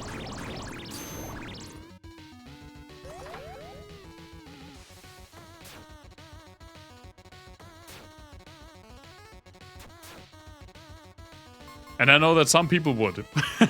And those are the real friends.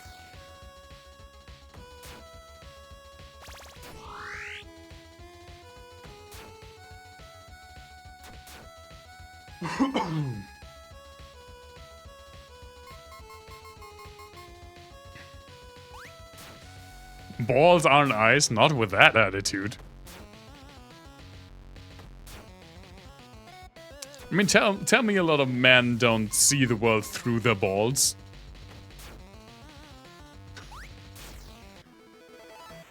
Why do people let me why do you keep letting me talk?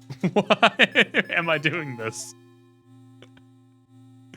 Why is no one stopping me from saying this bullshit? Oh man, I love this.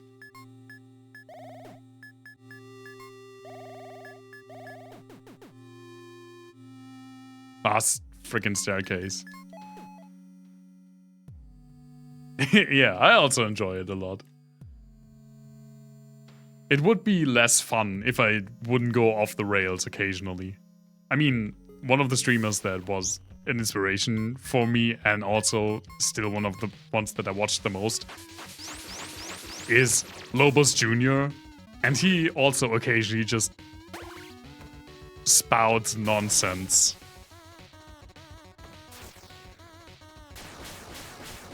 Some of which has forced itself into my everyday vocabulary. Like when something doesn't go my way, it's not something that I say often, but part of my regular vocabulary is, "You garbage man, go to bed."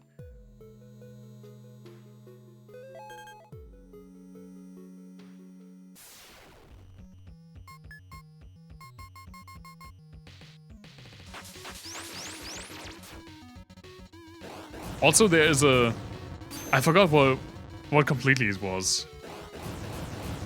Was it anime? I'm not sure. But there is a quote from me in the, like, quote command. Which are the 3 E's of life. And that's one I'm really proud of.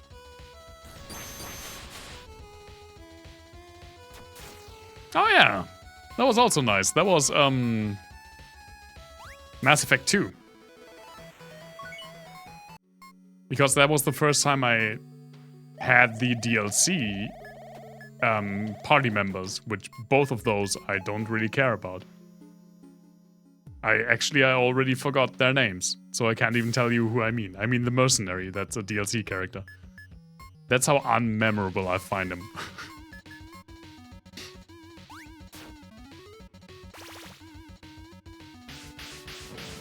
He was, yeah.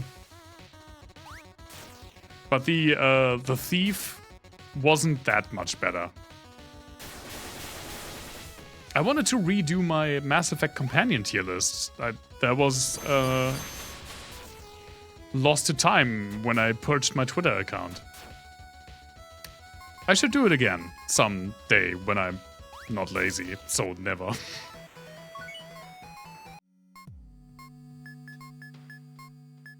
That's not the right thing.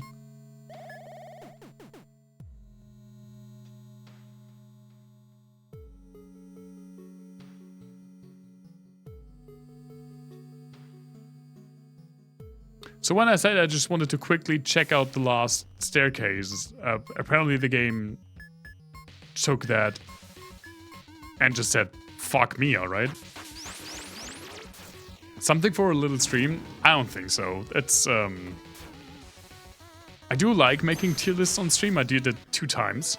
But it's kind of short as it's, like, as its own segment. There aren't that many companions. I mean, I did the entire Dark Souls 3 boss, like all bosses tier list. And that took 3 hours. And that was a lot of fun.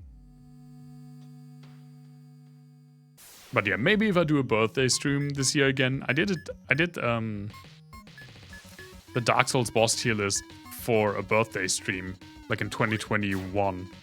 Had to be.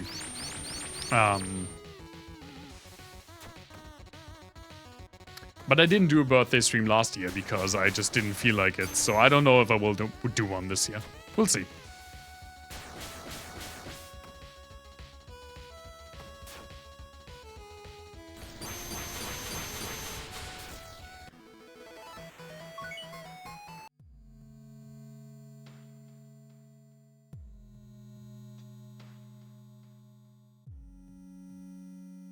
Who put all these boxes and barrels here?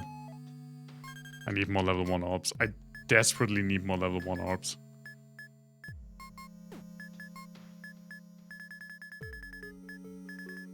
Total Eclipse. Strong dark damage for 2 randoms.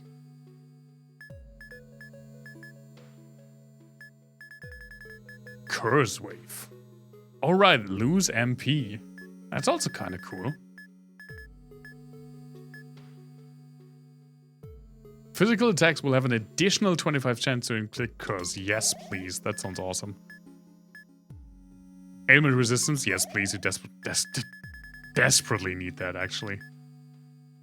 And sure, let's do the curse wave.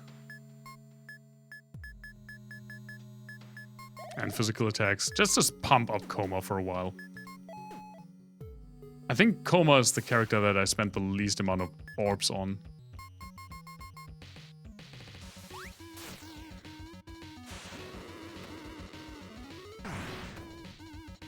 Ah, the 15% ailment reduction has already paid off.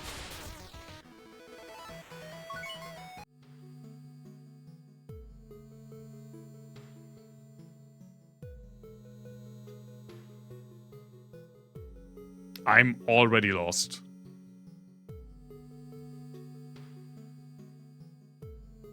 Hey, there we go. Battleborn pin. I don't think I have one of those yet.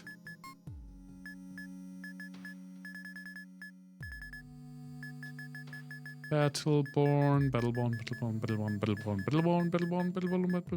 I did. 50% more XP. It's a lost place. No, I'm just lost in it. But at least the enemies aren't, like, super annoying.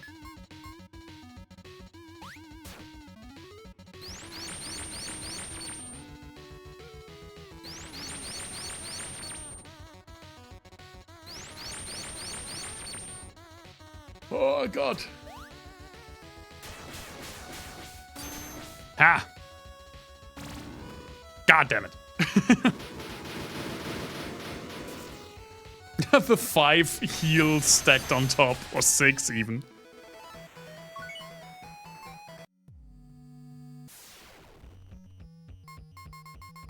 These goblins look like I have sunglasses on, and I like that. I mean, I also look like I have sunglasses on. I think I'm just supposed to be wearing regular glasses.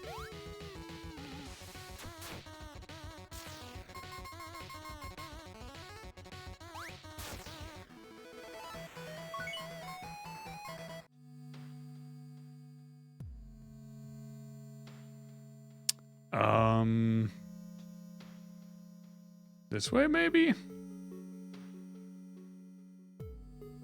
There's something.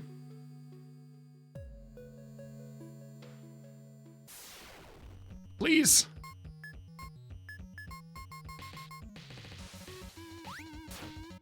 I mean, the best thing that can happen to me at a random encounter is for Kikon to do the multi-attack. Because then a lot of the time it just instantly kills every single enemy.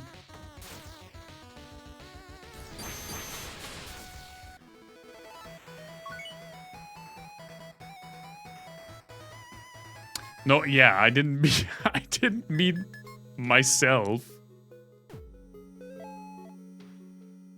Stop glyph. I meant my character sprite. Not in this one. And this one looks like regular glasses as well as here, but in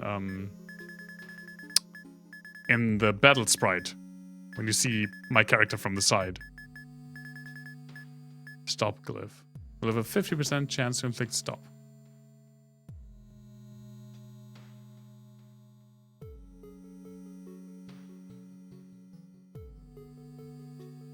That's also something. I definitely need like some guarding to get some MP back, but I do have also a lot of MP restoring things.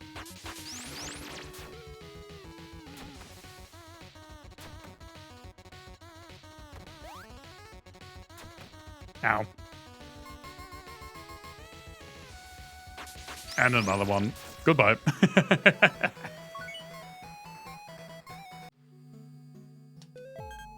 Oh yeah, how is it about the level? We did deviate, like, quite a bit. Koma just got level 24, while Sammy and I are already 25. And I'm even 25, even though I die a lot. But I have 170% experience gain. You have 115. Koma has 125, and Sammy only has 100 right now. But she did... For a while, she had like 200% XP gain. I think I already have all of those multiple times now.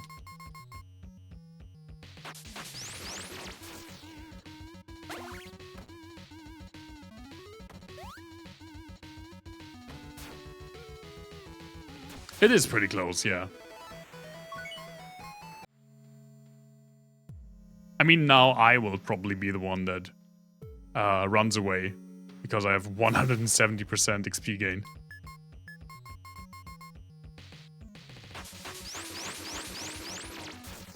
Oh my god. Only if I die less. Yeah, well, about that. Is this just this overworld, or was this changed in a patch? That you can always choose which orbs you want. I do like that. No, we've been here. I'm not sure I got everything down here.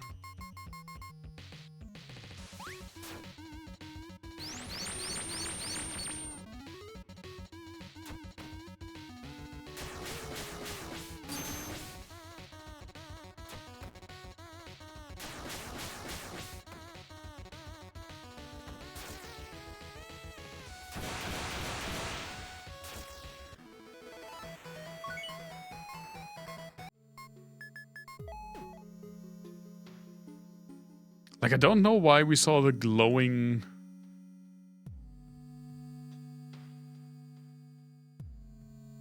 thingamajig.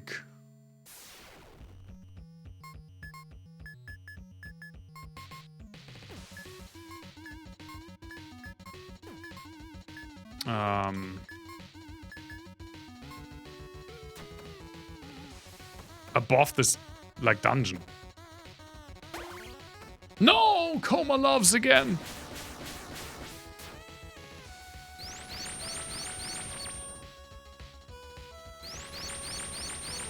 Finally!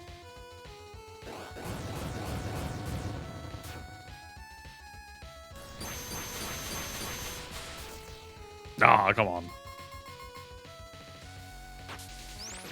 There we go. Yep, you're here. Hey, Coma.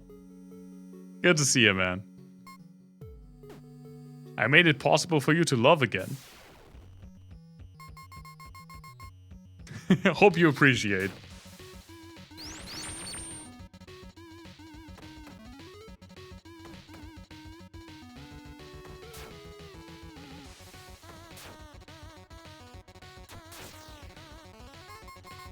I probably won't stream that much longer though. I only want to finish this dungeon. And I don't know how much longer that will take.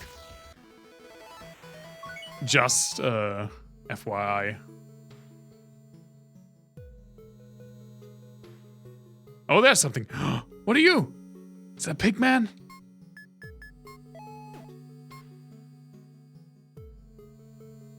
I felt the pull of a strong summoning. I don't know why I went Russian with that voice, but you know, I did. It was a choice and I stuck with it. Is that Pigman? Is that a pig in a pink vest? I was right with animal. The treasures were never meant for your hands. We guardians shall sustain the seal. Scarmonde, nor its depths, shall evolve any further. Well, it's just goblins.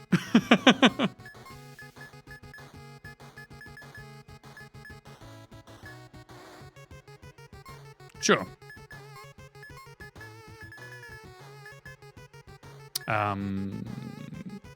What did I give you? Oh, the curse wave, right.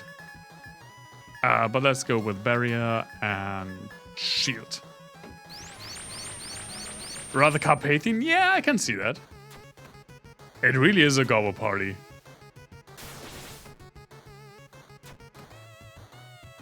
I mean, one of them is blue.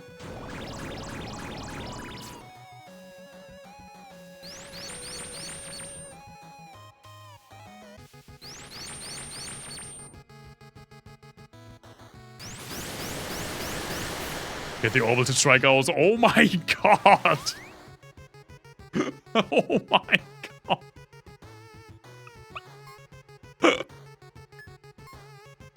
Oh, that was fun. Let's do it again.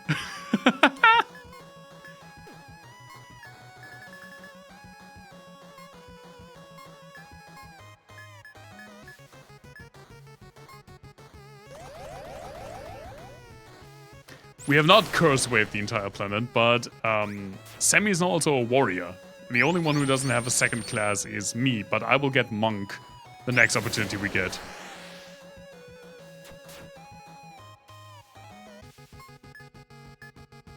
And well, I can do one of these, right? Sure.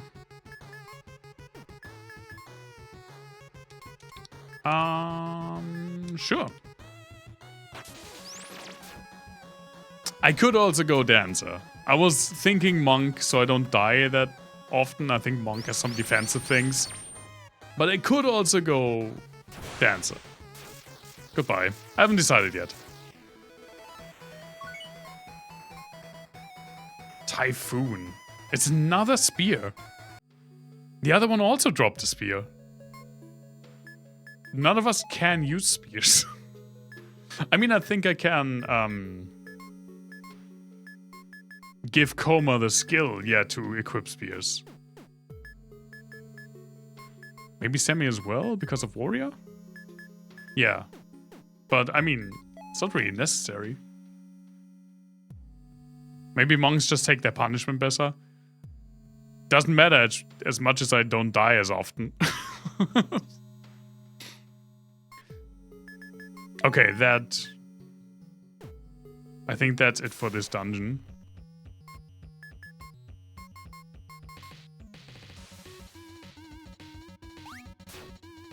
Maybe he's talking about these, like, guardians. Apparently he was one. Also the skeleton boy. He did talk to us. Maybe those are the guardians and that's what I was supposed to be killing on this overworld.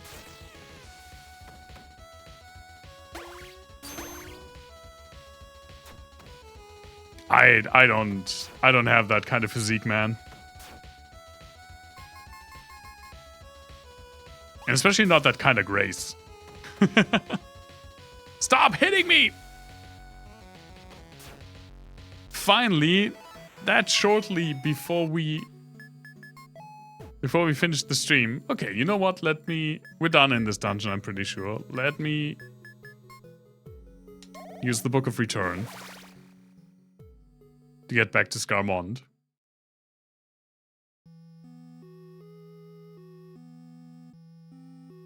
Let me just...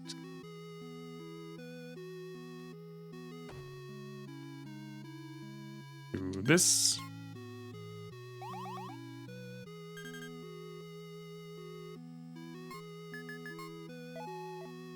And now you get your trivia as a crowning jewel at the end of the stream. I do have multiple, but I'm saving one that it's I need to say a lot to. There's also one that I just recently told you specifically, Kikon, so I'm not giving you that one. But the fun trivia for today is that Costa Rica has no standing army and haven't had one, I think, since the 70s. And they're kind of I think our posture is fine. Well, it's not great, but it was fine. Costa Rica is regarded as the Switzerland of Central America because they focus on diplomatic solutions, they vow neutrality and neutrality in conflicts, and they don't have a standing army. They have a police force that also does border control and everything like that, but they don't have a standing army. And it worked for them, which I think is pretty cool. That's a fun trivia. For the end of the stream. I saved 7 times now. Did I save? No, I'm just pulling my own leg. There we go. It was fun to jump back into Scarmonde. I think, I've been saying this a while now. I was about to say, I think we're almost done. I have no idea. We have over 16 hours in this game already. For what I thought would be a short adventure. It's proving pretty long. But yeah, a lot of fun this game. And with that, I will end the stream for tonight. It was fun having another Wednesday stream. It's been a while, and I hope that they won't be as my Wednesdays at work won't be as bad in the future than they have been the last couple of weeks, where I just didn't have any energy to stream in the evening. That said, let's look forward. I'm really looking forward to Sunday, where we will play more Final Fantasy VIII, and I will give a little review of Final Fantasy VI in the beginning. And I really have a lot more to say. Thank you so much for joining me today. Appreciate it, as always. Thank you so much. Hope you'll stay very helpful. Very helpful, yeah, that wasn't what I mean. I hope you stay very healthy and happy, and you have a great rest of your week. Don't let being part of capitalism and having to work drag you down as much as you can. Hope to see you soon, everyone. Bye-bye.